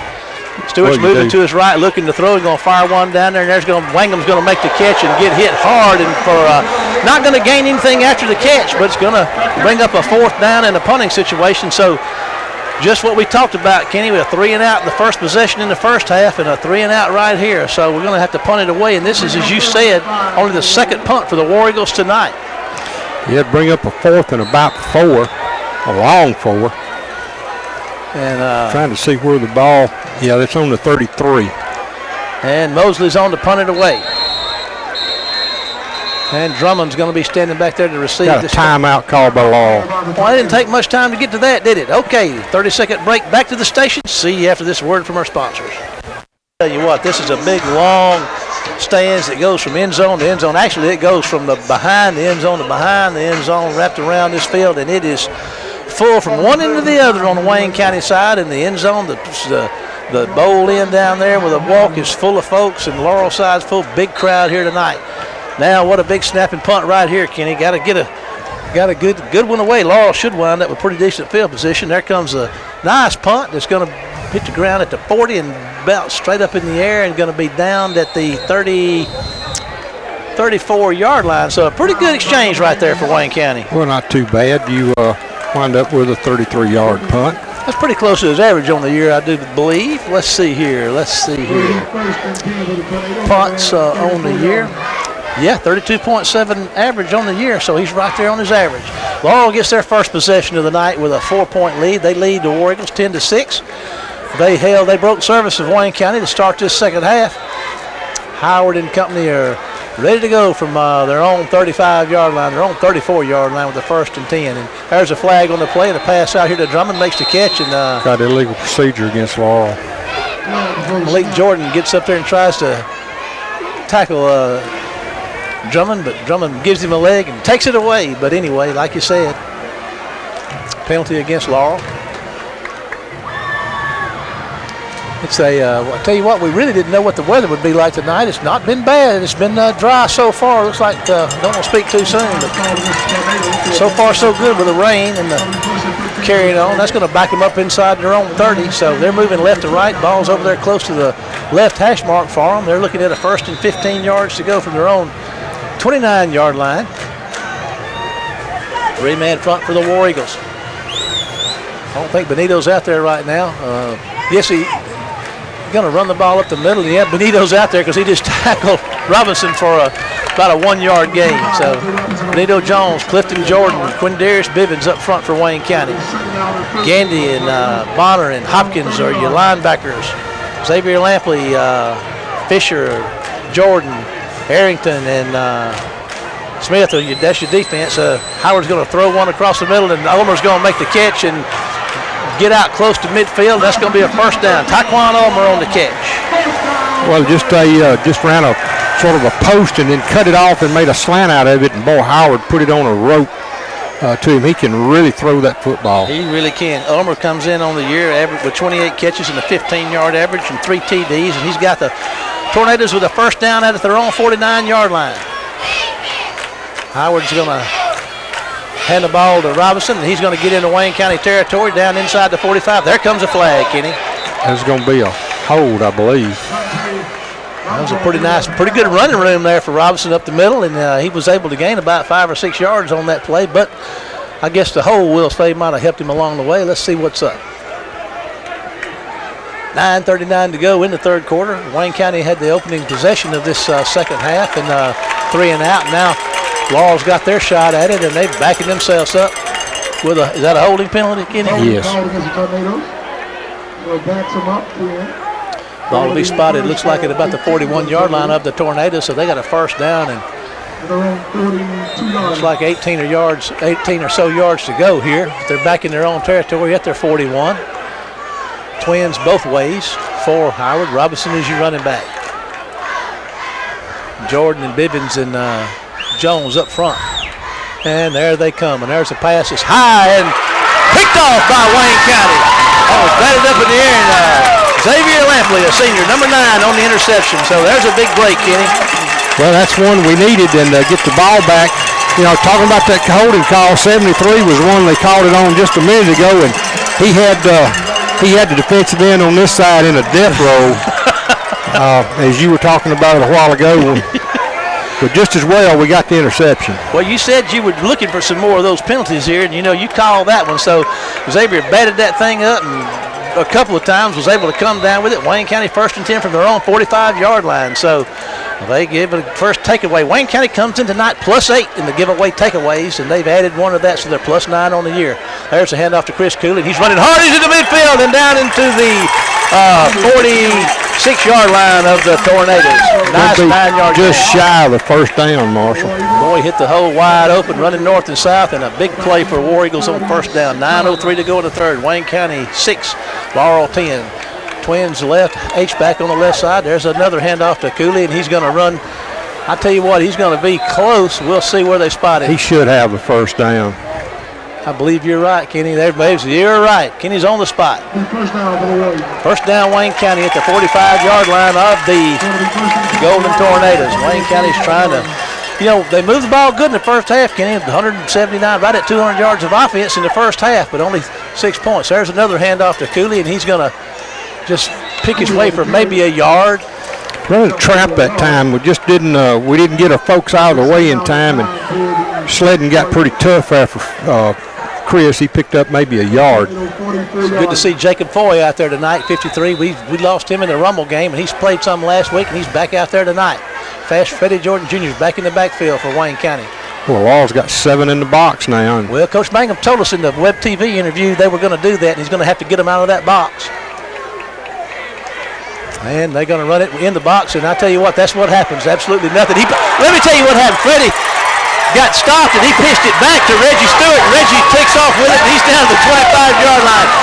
Freddie took the handoff, went up into the line of scrimmage. They stopped it, and he turned around and ad-lib threw it to Reggie Stewart, and Reggie's off down here to the 25-yard line with a first down. I don't know that I've seen that done in quite some time. I don't know that I've ever. I mean, it's completely legal, but it just how in the world that crossed his mind to do that, I don't know. It gets the ball down to the 25. First and 10, Wayne County. There's a handoff to Fast Freddie, and he's making folks miss, and he's going to get a couple of them first down. So he's down about the 22-yard line.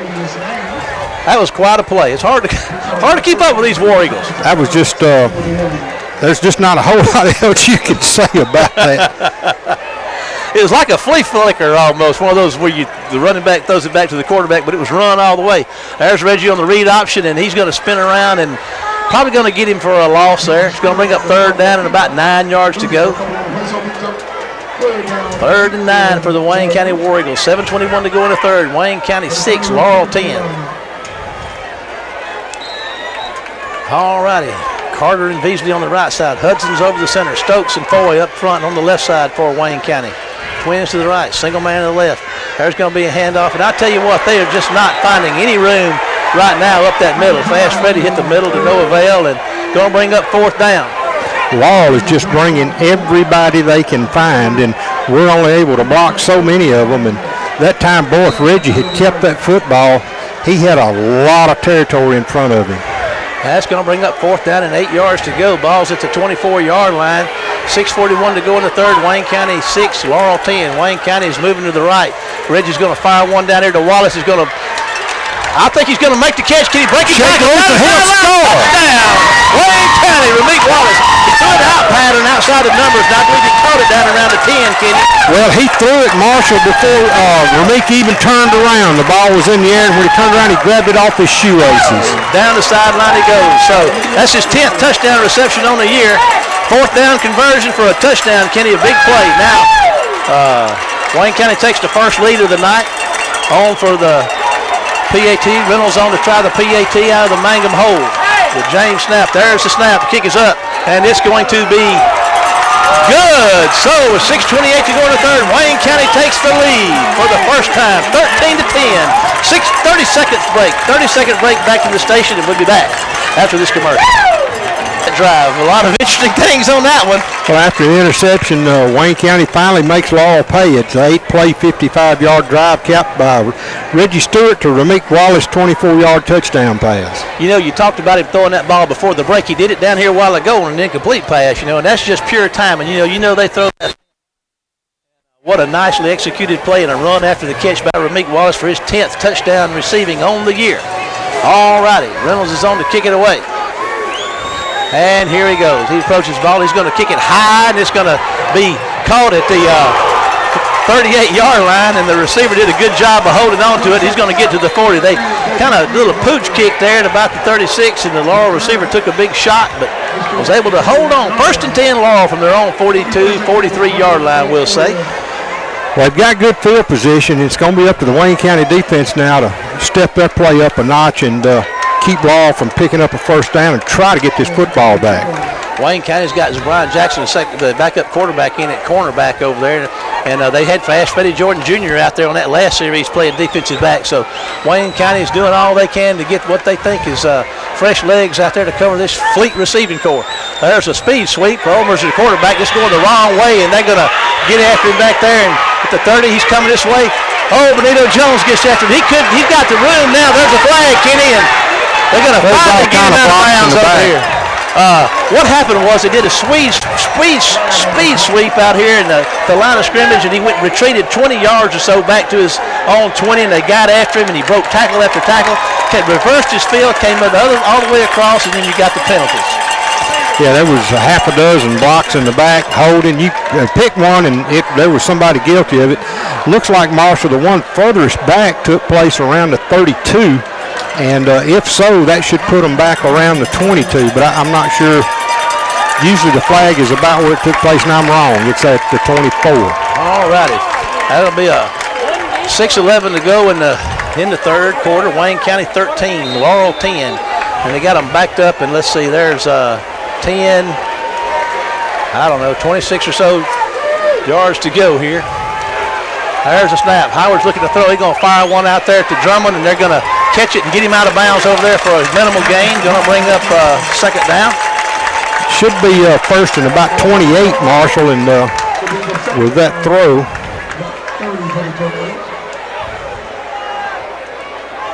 All right, so second and a long way to go right now. And he guess he's got no gain there, did he? Yeah, they're down there at about the 25-yard line. Second down, and we'll say 30 yards to go. And Howard's got trips to the right over here. Cooley's in the middle of three out here to the left side. Drummond's out to the left side. Howard takes a snap. He's going to look to throw. He's going to fire one across the middle, and Cooley's going to miss the catch. He misses it. Not only that, but it hit our safety in the back of the shoulder pad. Brings up third down and 30 yards to go. All righty. Wayne County's faithful are over here. A bunch of them standing up.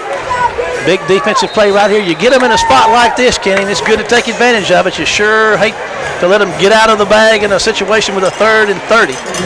But this team can do it. It's a quick strike team. If there ever was one in Mississippi this year, this is probably the best quick strike team in the state with all this. We've had them like this before, and then Cooley threw to 19 and kept a drive alive last year to beat us. And there's Howard back to throw.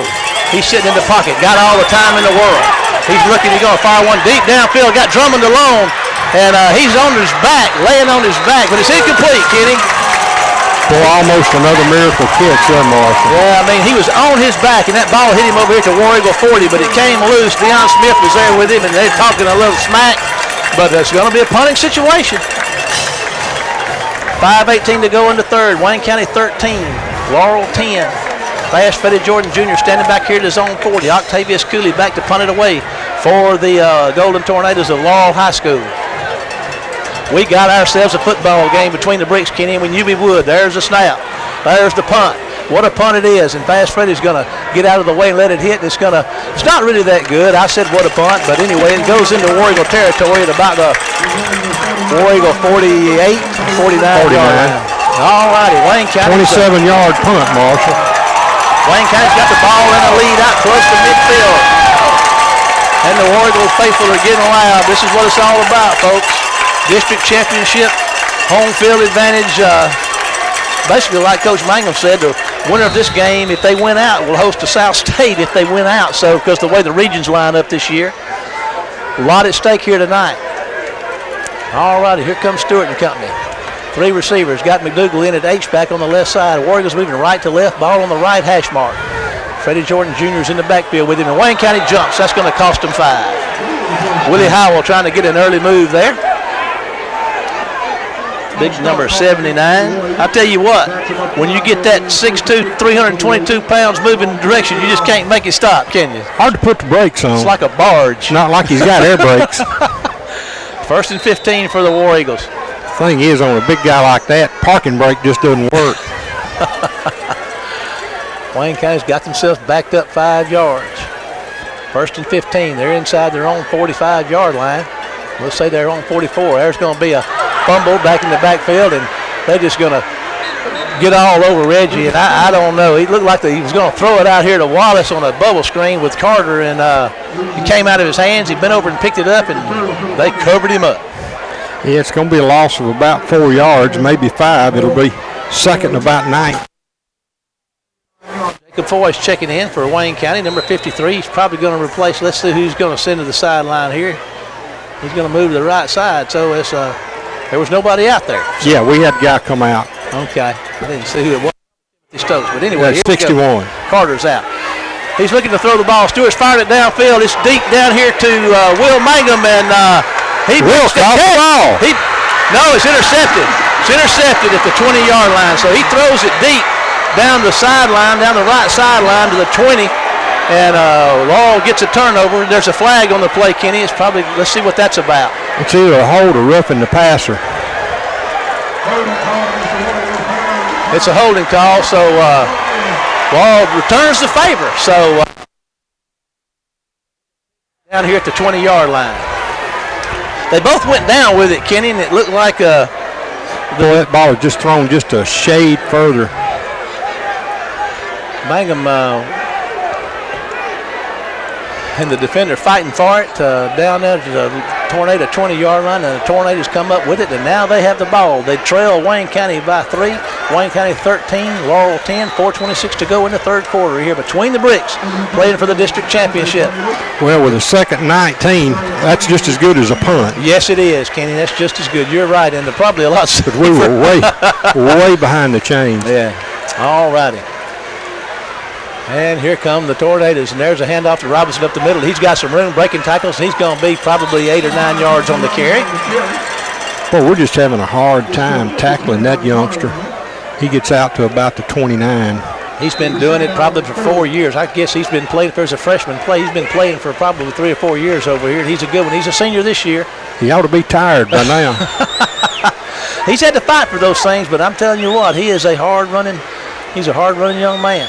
And here comes Howard. Trips right for him. He moves Robinson around in the backfield. Single man and left Cooley. There comes Benito Jones off the pressure there, and he really messed that thing up and forced a bad throw out here to Drummond.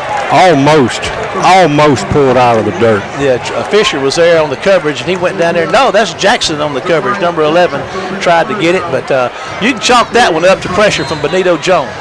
Tell you what, Benito, just like he was shot off a catapult over here, and I don't think the tackle even saw him. 3:45 to go in the third. Wayne County 13, Laurel 10. Laurel's looking at a third and about 3 yards to go. Big defensive play right here, Kenny. They won't be going for it on fourth down at this point in the game if Wayne County can hold them. There's Howard back to throw. There's a pass, and it's going to be caught for a first down. And that's what you do. You go to your big guy. Octavius Cooley on the reception. First down, Laurel. They're out at about the 35. They're on 35-yard line or thereabout. 3:37 to go in the third. Wayne County with a 3-point lead, 13-10. So the first and 10 for the Tornadoes will be on 35-yard line. And here come the Tornadoes. They're in their own territory, on their own 35 with a first and 10. We have got ourselves everything that we thought we would have. Jackson's on the corner over here covering Drummond. There's Howard going to hand the ball up the middle, and there goes Robinson. He's in the Wayne County territory, breaking tackles down inside the 45-yard line. That was just a blast right up the middle, Kenny, and it's We had nobody home to take him. Everybody was gone, and there's nobody in the middle of the field. Laurel will be up here and ready to go fast right now, not keep the pressure on that Wayne County defense. They're at the War Eagle 42-yard line or thereabouts, and Howard's on the snap, and he's going to hand the ball to Robinson again, and they're going to get him this time for a short gain, if any. Might have got him at the line of scrimmage. Inside 3 minutes in the third, Wayne County 13, Laurel 10. Benito Jones is hopping a little bit. He's coming out. That's not a good sign. Looks like he may be cramping. Okay, there's Clifton Jordan checking in. Benito's all right. He comes off looking good. Clifton Jordan, a fresh set of legs out there, the big junior defensive tackle, about 6'3", 240 pounds worth of him, with a couple of sacks this year coming into the night's contest. And there comes the snap. Howard's back to throw, and he's got time, and they're going to flush him out of the pocket. There was a hole, and he just, they're going to throw a flag on Lampley for the pass interference down here at the 30, but now they were holding back here, looked to me like. They were tackling back there. There's more flags coming down, so who knows what that's going to be about. Tyree Evans is coming off the field. He's hopping a little bit. This thing's going to turn into a war of attrition before it's over with, and the penalties are hurting Wayne County right now. I sure thought they had all kind of pressure on Howard back there, and You know, I think they're going to attack a. No, I believe it's just going to be the. They spotting that thing where the foul took place? No, they were on the 41. Oh, It was a 15-yard penalty. Okay, just worked out where it looked like that. Yeah. All right, it trips to the right. Tornadoes, Howard's going to take the ball up the middle, and he's got some room. He's breaking tackles and going to run down close to the 15-yard line for. He's going to be maybe just short, Kenny. I'm not sure. If he's short, it's going to be about a 1 yard out. 2nd and 1 yard to go for the Tornadoes. They're down there inside the 20 at about the 16-yard line. There comes Gandy checking in. Quindarius Bivens is hopping out. We got guys hopping off left and right, Kenny, along that defensive front. So it'll be second and inches for the Tornadoes. Not sure what all that's about. 2nd and 1. There's going to be a handoff to Robinson, and he's got first down inside the 10. So it looks like it's going to be 1st and goal to go for the Tornadoes. Jabian Harris checks in. Number 90, Williams. Dante Williams checks out for Wayne County. There's Robinson's going to run hard down to about the 4 yard line. It's going to be 2nd and goal from the 4. Second and goal. Well, they got Wayne County back on their heels, and Wayne County calls a timeout. That's a well-timed timeout. So we're going to take a 30-second break back to the station and be back after this word from our sponsor. The third, Wayne County leads 13-10, but Laurel is looking at a 2nd and goal from the 3. You talk about momentum. It looked there for a minute when Wayne County went ahead. They got the ball back. It looked like they were going to be off to the races. They make the big throw down here to the 20. Laurel picks it off, and now they're inside the 5 with the 2nd and goal from the 3, Kenny. And I'm telling you, Wayne County's defense looks like they're gassed, and they're coming off, hopping left and right. And I don't know, man. Momentum is a big thing, isn't it? Yeah, old Mo, he can swap horses in a hurry, and he just did. Wayne County after interception had an opportunity but couldn't cash in on it. And I tell you what, Law has rushed the football for all but 6 yards on this drive. It started on their 22, and it's down at the 3 now. And here they come. Here they go. Howard's going to take the snap, and he's going to keep it himself on the read option, and he's going to put his head down, and it looks like touchdown. That's his 2nd rushing touchdown of the night. Howard's got both of the touchdowns on rushing attempts, and that's going to put the Tornadoes up with 1:45 to go in the 3rd. So that'll give them 16. They'll be on to try the PAT right now. Howard, Keon Howard show running the ball here tonight. 2 rushing touchdowns. And Wayne County held them in check in the first half, holding them to, I've lost that stat sheet. They didn't have a lot of yards on the ground, but they're running it pretty successfully here tonight. Here comes your snap. There it is. It's a little high. Wayne County gets in there, but the kick is up, and it's good. So, with 1:45 to go in the 3rd, Laurel 17, Wayne County 13. Here's a 30-second break for you back to the station, and we'll be back after this word from our sponsor. Let's see, they only had 35 yards rushing in the first half. Kenny, they had more than that on that drive. 72 yards rushing on that drive. Man, they lit it up on that drive. And maybe Wayne County, I tell you right now, Wayne County needs to take the ball and move it and give that defense some rest. Here's your kickoff, and it's going to be Pooch down here, and it's going to be fair caught by Trey Williams. Nope, that's going to be Myers who's going to catch it at the 26 or 27-yard line. So we're at 1:45 to go in the 3rd. Laurel 17, Wayne County 10, and we've got quite a football game over here. Somewhat of at this point, I mean, it may turn into all kind of points before it's over with, but right now, 17-13, pretty by the standards. These two teams averaging 40 points a game coming here tonight. This is a low-scoring affair so far. Of course, it could blow up any minute with these two offenses. All righty, here comes Wayne County. They're at their own 26, 27-yard line with a 1st and 10. Freddie Jordan Jr. is in the backfield. Twins right, single man left for Reggie Stewart. Stewart takes a snap. He's going to hand the ball to fast Freddie Jordan. He's going to run out across the 30, and they're going to push him back. They're going to. Freddie's had a lot of carries tonight. He's been working hard out there. He's probably hit 20 carries already. So it brings up 2nd down and 8 for the Warriors. He is running hard, and I tell you what, he is earning that. That's some tough running up the middle of that line of scrimmage. That's a stout defense the Tornadoes have in the field. As we said, they only give up 14 points a game.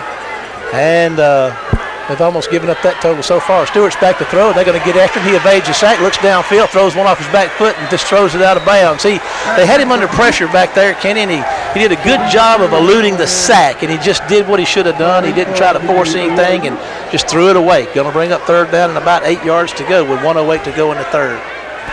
Well, I tell you what, Law really caught Wayne County and got them reeling. They got just about all of our normal defensive front out with people limping and all sorts of stuff, and then when they did, they just drove the football right down Wayne County's throat. Stewart's back to throw. He's looking downfield. He's going to have to get out of there, but he can't do it. They sack him at the 25-yard line. Got him outside the chains.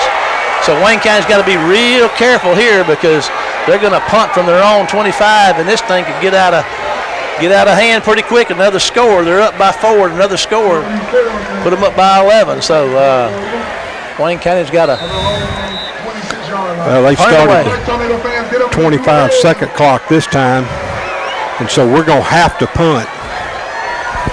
Oh, yeah. Law had the ball a while ago with about the same number of seconds. They never started the 25-second clock. And here we go. Yeah. There's a low snap. He's going to get it picked up and going to put a foot under it, and it's going to hit the bound and take a roll. Drummond's going to pick it up back at the 35-yard line and on down the sideline. He's headed down the edge. There he goes. There's a penalty. It's going to come back. He's going to take it down there and get him out of bounds, but you're right, it's coming back. Let's see, these flags are on the ground down here at the 46-yard line, and there's a couple on the ground at the 50. This official standing down here with at the 36 with, I believe he may be marking the spot of the foul, wouldn't you guess? Yeah. So Drummond takes that thing and off he goes, and what a fine-looking athlete he is. Law with a 17-13 lead, 13 seconds to go in the third quarter. Law's going to have the ball with a 1st and 10 inside their own territory. They're going to be at the 30, their own 39-yard line. Let's see if Wayne County's got their personnel back out there. Benito's out there, Bivens is out there, and Evans is back out there. They may be hopping a little bit. They got their hands on their hips, but they are giving it all they got out there to try to slow down this Tornado offense. Thing about Tornadoes, they get to run that football, and what's that do? It loosens up that passing game. See what happens right here. All righty, there's Jones crashing through the middle and the pass out to the flat, and there's a catch by the big man down the sideline. He goes breaking tackles, and they finally get him out of bounds. Let's see where they're going to spot him. Down inside the 40-yard line, right at the 40. Just a quick pass out there to the line of scrimmage, and the big man just takes off down the sideline, breaking tackles and dragging folks with him as he goes. 5 seconds to go in the third, 17-13. Law's in War Eagle territory with a first down at about the War Eagle 41-yard line. And here we go. Howard looks to Coach Breland over there for some instructions. And 14 seconds on the 25-second clock and counting. Here comes your snap. Howard's going to throw it out here to Drummond. He's going to make the catch and bobble it. Down the sideline he goes, breaking tackles. He's going to go. They're going to get after it. But there's a touchdown Law on the pass to Drummond. But there are no flags. That looks like that's going to be good. I don't know. That's coming back, Kenny. There's a flag on the ground out here at the 40-yard line. I mean, we talked about it a while ago. They running that ball up the middle. Hadn't had as much success as you'd think throwing, but look what's happened. The last drive, they ran it for 70-something yards. This yard, they're throwing it on the perimeters and having great success doing it. That's a well-balanced offense. You said, Kenny, one time a couple of years ago, is balanced offense is doing what you want to when you want to do it, and that's what Law's doing right now. Boy, I'll tell you what, it was a good call. It was blocking the back over here. It was by the other wide out. They had a slot to this side, and his block was in the back of the Wayne County defensive back. But we're sort of... Looks like we're at the quarter. So we're going to take a 30-second break back to the station for the quarter break and be back for the final quarter of action here between the Bricks. See you after this word from our sponsor. 5A championship game here. I think they're going... I didn't think a quarter or half or game could end on a defensive penalty, but they should swap sides. This should be the fourth quarter. Well, you're right, Kenny. They haven't swapped sides yet. They're still... There shouldn't be an untimed play. That's a benefit to the offense who committed the foul. The chains are right. But You're right. They got to swap sides, Kenny. And they finally do. Laurel was moving left to right in the third quarter. Now they came up and lined back up with 12 minutes on the clock. And they were still going the same way, but the officials have got it all straightened out right now. Nonetheless, it's first down and about 20 yards to go. Ball's back at midfield. I guess they're just now getting around to taking the quarter break. I say, let's take another 30-second break to the station and we'll be back. That second half, that first half of that third quarter, I thought Wayne County was fixing to assert themselves and get a hold of this thing, but you got to hand it to Laurel, man. They roared back like a house of fire. Well, they're just as good as advertised, and you look at their 3 losses, the folks that beat them, Hattiesburg came back on some freak things. Petal, they got a penalty right when they were ready to kick a field goal to win the ball game, and Oak Grove beat them pretty handily. Yeah. So, but like everybody else, Marshall, they've gotten better since the early part of the season. And I tell you what, they're just as good as advertised. They are good. Coach Breland wanted us to express his gratitude to the folks of Wayne County for the support they've showed him as his house burned down a few weeks ago. Total loss. So Coach Breland says, thank you, Wayne County, for your help in this time of loss. Anyway, 1st and 20 to go from midfield for the Tornadoes, moving right to left. There's Howard back to throw. There's some pressure, and he's going to fire one downfield to the big man. And there's an interception! And let's see who that is. That is Roy Arrington back there at the 20-yard line trying to get it to Cooley. And Roy goes up and takes it away. And let's see here how many interceptions Roy has coming in. That's his 3rd interception on the year. So Wayne County dodges a big bullet right there. And it looks like we got an injured War Eagle back there at the goal line. He cannot make his way off. So that's Jamarcus Fisher. I believe he's cramping up. He's going to lay down back there. Either that or hamstring. Oh, yeah, okay.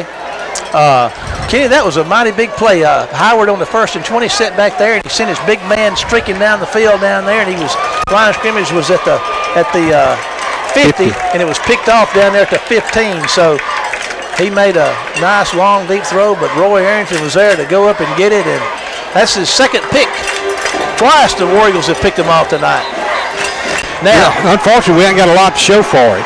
We've got 7 points, 1 touchdown to show for that, and this is where we're right into the 4th quarter, Marshall. We just got to man up.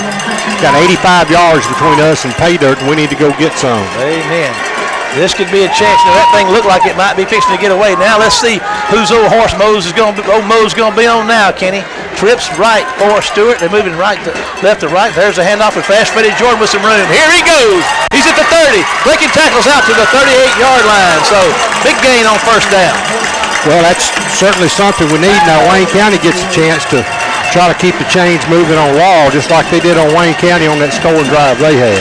All righty, Wayne County out to their own 37, 38-yard line with the 1st and 10. Same formation for the War Eagles. There's the snap. If it ain't broke, don't fix it. Hand it to him again. But he's going to hit the line of scrimmage and might get a half a yard. 11:33 and counting. Wayne County 13, Laurel 17. We're in the 4th quarter of this Region 3 5A championship game. All righty, 2nd and 9. He maybe got a yard out of it, Kenny. Carter, McDougal, and Mangum are right. Wallace is put out to the left side. Usually Freddie's getting his carries. You call that. He's getting some carries tonight. And there's a pass to batted up and picked off. And there goes Reggie Stewart's going to get down there and try to make the tackle, but he can't do it. He's hanging on and finally makes the tackle.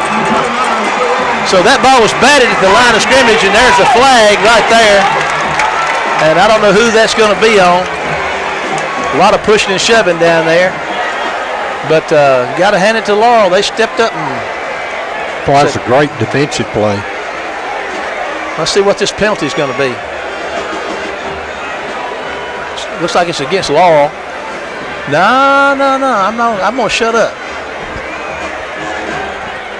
Yeah, they headed that way, Kenny. We're going to let you give us the call, but 11:01 to go in the game. That ball foul. That's going to take the ball from down here and around the 37 to 38 of Wayne County back to the 46-yard line of the Golden Tornadoes. Just when you talk about Mo, man, you think you're dodging the bullet and going to get this thing and keep it close, and boy, those Tornado defense steps up. gets themselves a pick. It was off a batted ball at the line of scrimmage. Well, this is the same thing that Wayne County did a while ago, Marshall, when they got that turnover and couldn't do anything with it and wound up giving it right back to Laurel, just like Laurel did to Wayne County. And Wayne County made Laurel pay for it with a field goal. Hopefully they'll keep Laurel from doing the same. Number 7, Terrell, the freshman, is in the backfield with Howard now. Trips right for him. He's going to hand it to Terrell up the middle, and he's going to get hit at the line of scrimmage. And they're going to tackle him right at the line of scrimmage. Terrell comes in averaging 7.2 yards a carry. He didn't get anything there. Harris checks in. Another down lineman, big lineman, to take a linebacker out and put another defensive lineman in. Terrell checks out, and Robinson checks back in. 2nd and 10 from their own 46. The Tornadoes have it with 10:37 to go in the game. Wayne County had tried going to a 3-man front, Marshall, and Laurel was just really running the football. You know, defending the run ought to be our strength, but it hadn't been tonight. All right, there's a pass out here to Octavius Cooley, and he makes the catch, breaking tackles, and he goes. There he goes, Kenny. That could be 6. He's in the 5. I don't know. He stepped out of bounds at about the 5-yard line, Kenny, but threw it out here to Cooley, the big man, just a short out pattern, about 5 yards downfield. He turns, runs about 50 yards with it down to the 5. He points into the Wayne County stands up here, and he's stirring our fans up.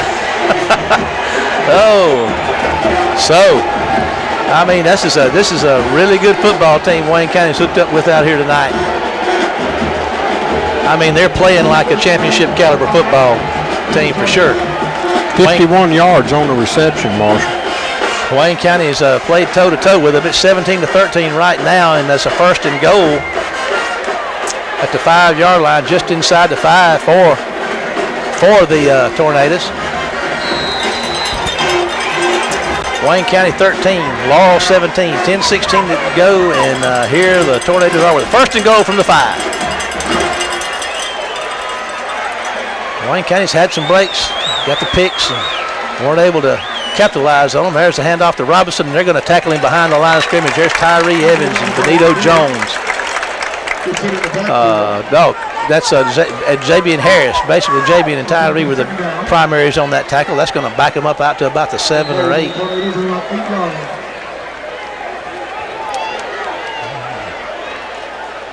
Sure don't want to give up a touchdown right here with 9:50 to go in the contest. It's going to be hard to keep him out of there. Cooley's out of the game. The big receiver's out of the game right now. There's another handoff to Terrell up the middle, and he's going to break a tackle or two, and they're going to get him, I don't know, he's going to be about the 7-yard line. Yeah, he picked up a yard. Looked like he got more than that, but Cooley's checking back in the game right now. It's 3rd and goal from the 8. Boy, a touchdown would really be hard to overcome right here with 9:22 to go in the game. A field goal is manageable.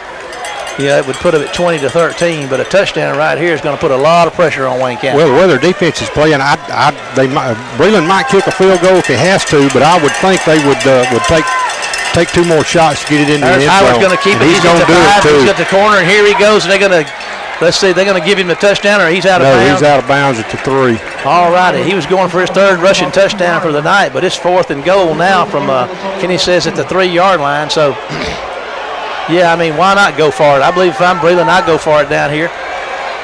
Like I said, that's at the 2. The way their defense has been playing, it's 4th and goal from the 2-yard line. 17 do the Tornadoes have, 13 for the War Eagles. 8:58 to go in your contest. And who are we going to see? Is it going to be Howard or is it going to be Robinson? It's going to be on the ground, I guarantee you. They're going to hand it off to Robinson. He's going to put his head down, and he's not going to make it. The ball's loose. Ball comes loose, and Wayne County, stops them down there. So, anyway, Wayne County gets the ball on downs. I don't know if that was a fumble or just on downs, but they really stuck him in the middle of that line of scrimmage. So you got to take your hats off to. Ball came loose, Marshall. I don't know who recovered it, but it's moot 19. Big Cooley. They got it recovered, but it's over on downs. So 8:50 to go in the game. Wayne County's got the ball. Is this reminiscent of Meridian? It is. What about a 92-yard drive right now? Wouldn't that be sweet? Boy, we sure need it. Woo. All righty. Number 75, Nicholson's in up front for Wayne County. There's a new offensive lineman out there. Number 86, Ethan Rigney's in there. We got some new folks. Ethan's at tight end. They go into a 2 tight end set down here. And Law's going to bring the house, too. You can believe that. And there's going to be a handoff up the middle, and there's going to be, I guess it's Freddie, and he's going to might get to the 5. He got to about the 4, looks like. All righty, 8:41 to go and counting in the football game. Wayne County 13 with the ball inside their own 5-yard line. They're going to say 2nd and 8 yards to go. So here we go. Staying in that double tight end formation. Oh, that'll help. Looks like the Tornadoes jumped off sides. That'll give them 5. You're right. That 2nd and 3 is a lot better than 2nd and 8, isn't it? Yeah, it should give us like a 2nd and 4 from the 9. All righty. 8:21 to go in your contest. Wayne County 13, Laurel 17. You're right, Kenny. 2nd and 3 it is. All right, there's Fast Freddy up the middle. He's got a first down, I do believe, out across the 10. Going to be close to the 12-yard line or the 13-yard line. Well, I got to tell you, if I had a wish right now, I would wish for a drive to take about 8 minutes and 10 seconds. To go down and score? Yeah, and score a touchdown. Because Laurel can score so quickly. They've had 2 touchdowns called back tonight. Wayne County staying in that formation, 2 tight ends, 2 receivers out wide, and a single back set back there. Fast Freddie Jordan Jr. is back there with him, and I think he's going to hand it to Freddie again up the middle, and he's going to put his head down and push out across the, I don't know, he's going to get 5 or 6 here, Kenny, I believe, maybe 5. I'll leave that to you. Chris Cooley's checking in now. Looked like more than I gave him a yard too many. I don't know, 4 or 5 yards. 2nd down, and we'll say 6 yards to go. He's on the 6, ball's on the 16. All righty, 7:35 to go. Wayne County's looking at a 2nd, and we'll say 7 yards to go. Now they got the spread offense back in there. Trips right, single man left, Cooley's in the backfield. And there's going to be a read option. Reggie's going to get tackled for a loss back there. That was doomed all the way. Looks like, I don't know if he could have gotten it to Cooley. This defensive end 35 hit him just as he ran the fake, and we didn't have anybody that hit him. 35 was just all over that. I want to say he made the wrong read, but he didn't have a chance to read it. He just had to take it and eat it. So backs him up 3rd and 9. And he's moving to his right, looking to throw. Got a man, Mangum, down here, but he's going to, was open, and he's going to make the pitch to the short man out there, and it's going to be incomplete. And Wayne County's going to have to punt it away, Kenny. Could not make it happen. They did dodge a bullet down there and held them in with a 1st and goal and kept Laurel out of the end zone, but looks like Moses is going to have to punt it away. He's standing at his own goal line to receive this snap for Hunter James. 4th and 9 to go. 6:52 to go in the contest. Laurel 17, Wayne County 13. Drummond standing at the War Eagle 45. There's a high snap. It's over his head. It's going to go out the back of the end zone. That's going to be a safety. That's going to make it 19-13, and Wayne County's going to have to kick it back to him again, aren't they, Kenny? Yes, they are. That, that's a tough spot to be in to snap that ball. Hunter's been snapping that thing for us for about 3 years and has done a great job, but had one get away from him right there. It's going to cost him 2 points. It's 19-13 right now.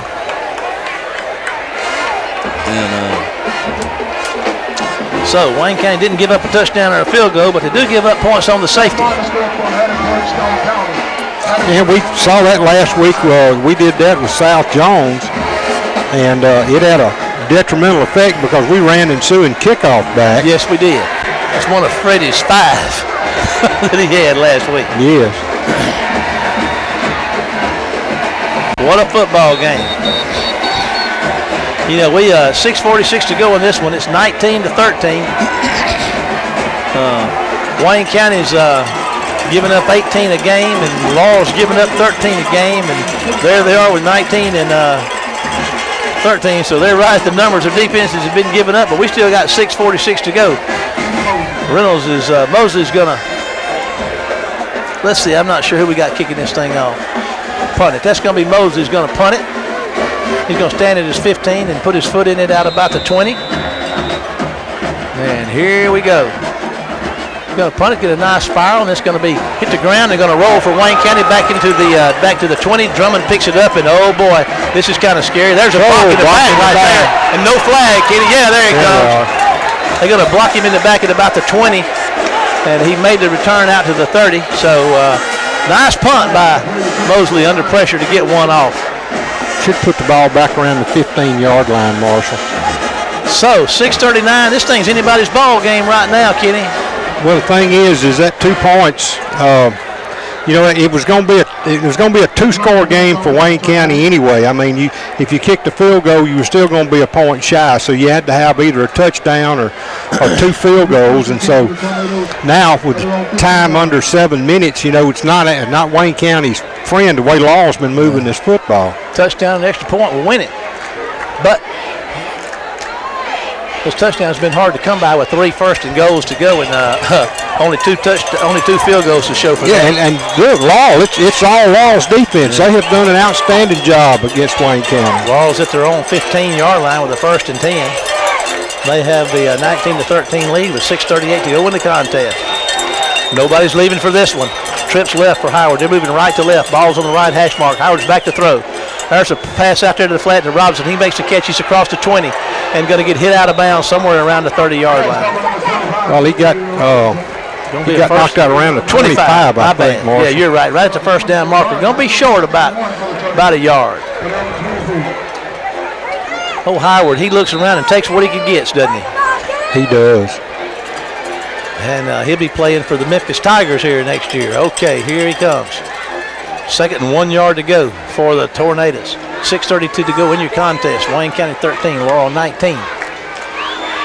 And there's some pressure up the middle, and they're going to get back there. And he dodges the pressure and gets away, but not for long because Benito's flushed him out of the pocket. And I mean, Tyree Evans just cleaned him up for a tackle for a loss right there. Lost about, I don't know, he might have got back to the line of scrimmage. Okay, I'm not going to question the spots. 3rd and 1. All righty. Good defense by Wayne County. Great pressure by Benito, and Benito got him out of the pocket, and then Tyree planted him out there. So here we go, 3rd and 1. What a big play right here for Wayne County. All righty. 5:58 and counting in the contest. Wayne County 13, Laurel 19. This could be big right here in this contest. A start right here. Howard's back to throw. There's a pass. It's tipped and incomplete. So Wayne County's defense has done what it needed to do, Kenny. They're going to get the ball back possibly in decent field position right here. Well, we're going to hope so. All righty. Wayne County's defense, they held down here at 4th and goal. They kept them out of the end zone.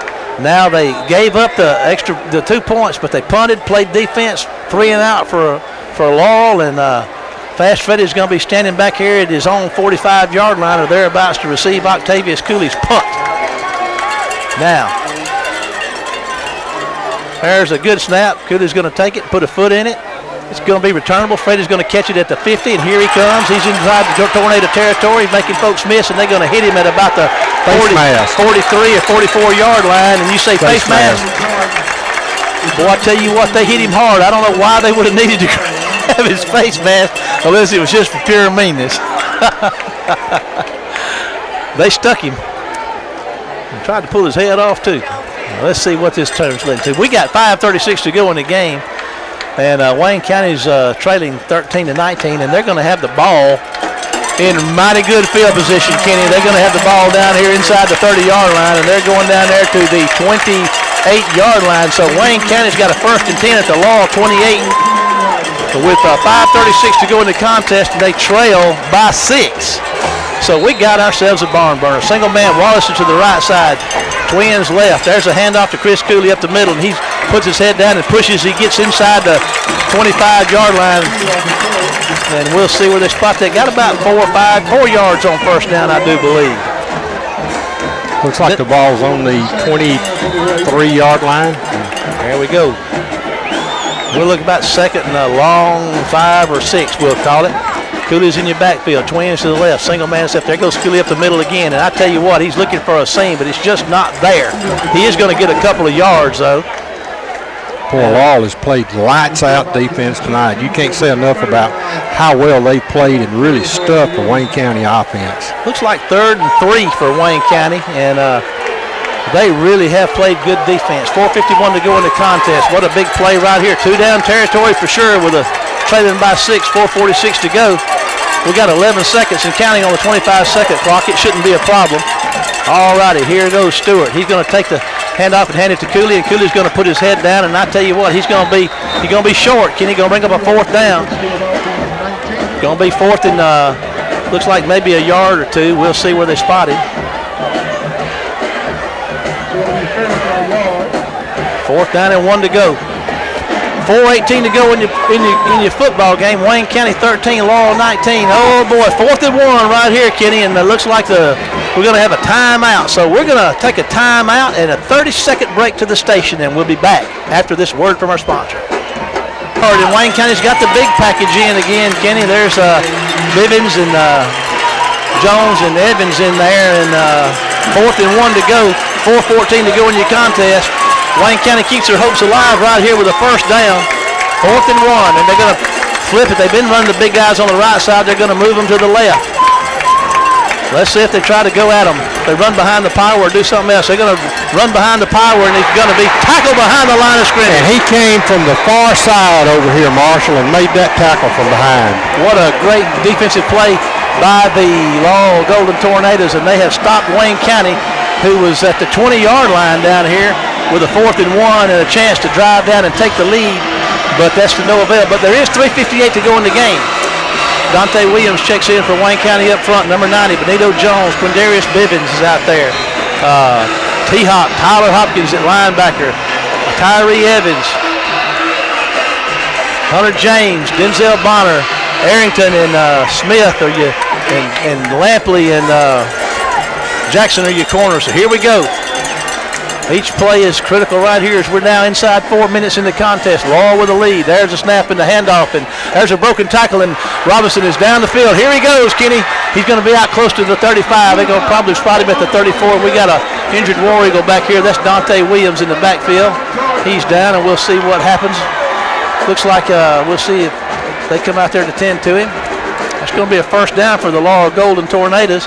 We're at 3:49 to go in the contest. Laurel 19, Wayne County 13. Looks like Dante's just cramping up a little bit. They're stretching him out down there. What do you think, Kenny? I don't know if it's a cramp. They ought to tie him down, pour him full of something. This is late in the year to be cramping. Well, you know, they are working on him down there. And Kenny, we've had our chances. Wayne County faithful are headed for the stands. I think they're leaving a little early. We got 3:49 to go in a football game, and we're only down by 6, and Laurel is still in their own territory. They got a first and down, but they're at their own 35, you know, and this thing could turn over real quick. They're going to get Dante up and going to help him get off the field. He's coming off gingerly. He's not wanting to use that one, but he's coming off. Well, the thing is, I mean, if we get a turnover or something, it's certainly possible. But what you have here now is Laws, you know, old Mo's riding with him. They got all the, the positive stuff riding behind them. But the thing is that the difference in tonight's ball game has been Laws' defense. They've just been better than our offense. Yes. And they have played just a tremendous game because, as you said, we've had 3 third and goals, or first and goals, and, we hadn't got a whole lot out of it. 6 points out of it. So, again, the credit tonight has to go to Law's defense for the game they played. That's 21 points that we could have scored. Okay, there's a handoff to Robinson. He's coming around to the right side, and they're going to stop him at the line of scrimmage. Denzel Bonner's going to stop him. Actually, he's going to lose a yard or two. Boy, we got ourselves a football game. 3:15 to go in the contest. Law's looking at a 2nd and 12. Fisher went out earlier on an injury down there on the interception of Roy Arrington, and he has not been back in. Xavier Lampley's playing cornerback, and our other starting cornerback that started the game is out, and Ryan Jackson is playing the other corner. The safeties are the same, Arrington and Fisher. They've had to play and clean up back there tonight. Gandy and Hopkins are your linebackers. There's a handoff right there up the middle. And oh, boy, there's a big stop right there by Benito Jones, by another tackle behind the line of scrimmage. So Wayne County's defense has said they still got a little something to say about this.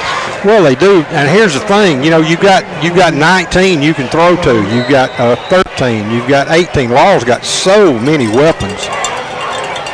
And they're looking at a 3rd and about 15 yards to go, and Wayne County can hold them here, and they can get another shot at this thing, Kenny. They trail 13-19, but, a stop right here, and they get the ball back with enough time, to do something with it. But now Laurel's not in any hurry. They're letting the 25-second clock go down to 3, 2, 1. They're going to call timeout at 1. So Laurel takes a timeout. We're going to take a 30-second break to the station and be back after this word from our sponsors. 6 left on the clock. Laurel's got the ball on their own 31 and facing a 3rd and 15. So, Kenny, everything we expected. Oh, it's been that and more. And you know, the thing is Laurel has been such a good football team since those earlier losses. And of course, Wayne County hadn't been bad either. No. You know, the thing is though, you know, tonight I just go back to this is that the difference in this ball game tonight here has been Laurel's defense. Yeah. And the fact that we prided ourselves on stopping the run, and Laurel in the second half has ran the football on us. They didn't run it in the first half, but you're right. They have run it in this second half. Keon Howard's got 2 rushing touchdowns, and they've got a safety and a field goal. Wayne County's got 2 field goals and a touchdown. And touchdown to pass to Ramit Wallace. No rushing touchdowns tonight for the War Eagles. And like you said, they left 21 points on the table down there with 3 first and goals and couldn't score. Here's a big play right here. This could be your ball game right here if they get a first down. There's a handoff. No, Howard's going to throw it across the middle. No! And he's got a first down. They throw it to the big man, the money man right there, and he makes the catch, Kenny, for a first down. And that probably will be the ball game because we've got 2 timeouts. There's a minute 59. Cooley slow getting up. Denzel Bonner brought him down out there. Denzel sold out on him and got him down, but first down for the Tornadoes. They needed 15 and got 17. Now we're at 1:59. Wayne County's fans are hitting the door. They are bailing. And they're going to try to get out of here and get a jump on this traffic because, folks, there is traffic here. This place is packed. I dare say there's 9,000 here now.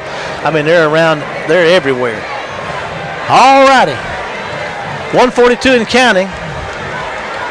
And about a turnover is all that can help us. There's Robinson's going to try to get on the corner. He's holding the ball with both arms as he crosses midfield and gets into War Eagle territory on the first down run. We're at 129 in your contest. Laurel with a second down and 5 yards to, well, we'll say 5 yards to go. 1:22 on the clock. You know, we played 2 tough ones over here last year and lost them just by a total of less than 10 points. And yeah, I mean, here's a 6-point ball game right here. Deja vu all over again. We're going to take a 30-second break to the station on this timeout, and then we'll be back after this 30-second break. Team to go in the contest. Wayne County 13, Laurel 19. 2nd and 5 from the War Eagle 48. About the only chance is about the same one all those Chinamen had working on the railroad. It's slim and none. Yeah, a turnover is about the only thing that can happen, and I doubt that they're going to be throwing it again. So here we go. 1:17 to go in the contest. Not many folks from Laurel leaving. They'll be celebrating here in a minute. They're already rocking those bleachers over there. Pretty good. It's a good thing this stuff's made out of cement and bricks. All righty, Twins to the right. Single man out to the left side, and there's going to be a handoff to Robinson again. He's just going to run down the line of scrimmage and going to get a first down, I believe, at the 40-yard line. So there's another first down, and you know, Laurel can probably just take a knee and run this thing on out, Kenny. Yeah, they've got I mean, he got out of bounds, stopped the clock, which they'd had to stop at the first down anyway. We've only got a timeout, or 2 timeouts left, but there's not really much we can do with the ball down at the Wayne County 40, and it's 1st and 10.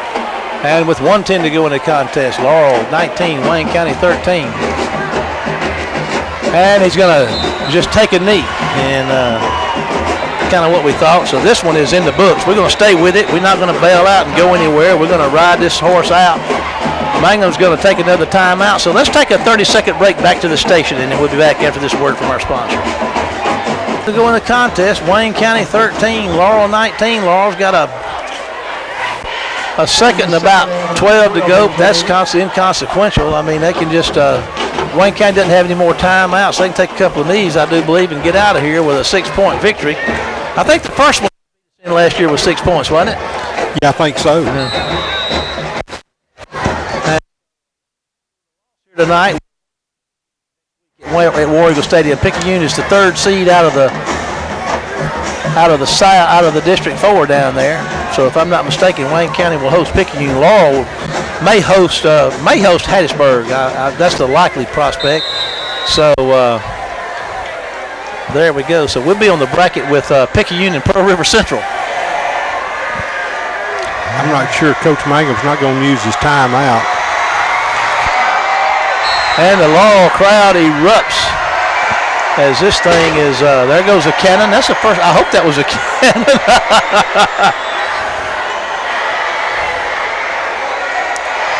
Let's see. Might have been mayhem in the back of that utility van. Yeah, there's 8 seconds on the 20. There's enough difference. They can take another knee here. It's third down. There's a knee. And this one is in the books. The Tornadoes are taking the field. So, Kenny, Wayne County.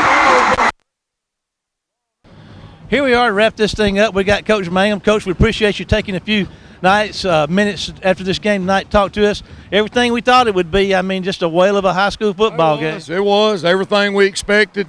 You know, they made the play, scored 19. We scored 13. You know, difference in the game. Yeah. It seemed like we had our opportunities in the first half with the first and goals. You know, you got to take their hats off to that defense. Their defense played tough. They only given up 14 a game, but we knew they'd be good coming in. Well, we had to settle for field goals. If we score touchdowns instead of field goals, it's 2 touchdowns instead of 2 field goals there. So, missed opportunities in the red zone. Got to put the ball in the end zone.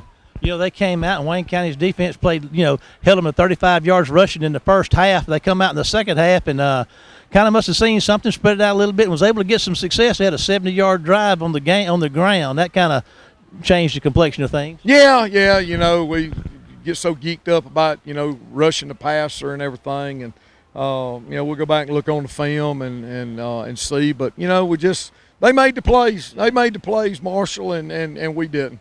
Well, I don't know if you can find consolation. We had opportunity. Mm-hmm. We had the opportunity right down there with 2.5, 3 minutes left to go in the game. We were in it and had an opportunity to win it. You got to be, that's all you can ask for. Yeah, really. I mean, you have a chance at the end, and we had a chance at the end, and just couldn't cash in. We got to clean it up. Got to get the ball got to get the ball in when we're in the red zone, and we got to play better defense. We just got to do a better job.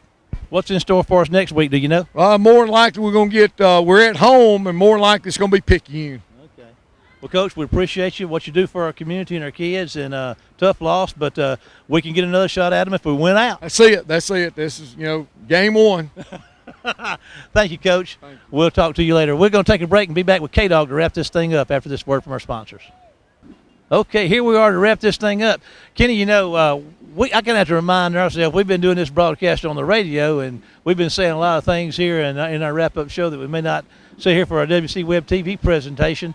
I mean, we had our chances. I mean, we couldn't ask for more than the chances that we had, except to maybe have taken advantage of them. Yeah, and again, give Laurel all the credit for the job they did tonight. They made the plays when they needed to make them.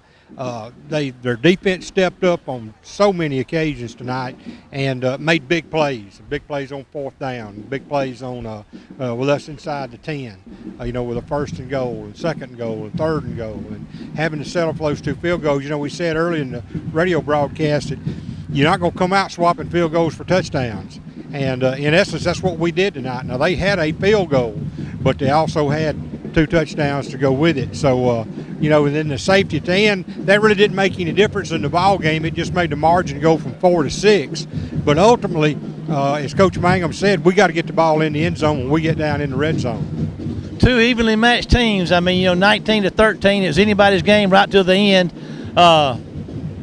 We got a lot of work to do. I mean, we're going to be on the bracket with Picayune and with Pearl River Central. We're going to face a totally different thing here the next couple of weeks. If we're going to get back here, we're going to have to beat Picayune and likely going to have to beat Pearl River Central. Well, the thing is, we're fixing to go back about 40 years in time, and we're going to face a couple of offenses over there that, they go back to the 60s and 70s when they run the single and double wing, and they just line up and run the football in a cloud of dust. And so we just need to get Picayune, Waynesboro, and try to get that win behind us and then see where it falls out from there. But, if we win out, we'll wind up facing Laurel again, and it'll be over here. Well, it's 3 in a row for Laurel over Wayne County, and hopefully we get a chance to nip that. We won't be nipping it in the bud, but maybe we can nip it if we get another shot. Well, I mean, certainly, there's going to be that factor. Now, Laurel's got a lot of confidence now, and they're going to be playing with a lot of confidence. And they know they beat us 3 times in a row here, twice last year, and then again tonight. So a big hill for Wayne County to climb. Kenny, we appreciate all your insight and your work you do here. It's a pleasure to work with you. We're going to wrap this one up, and we'll see you next week for playoff action in Wayne County High School War Eagle football. See you next week.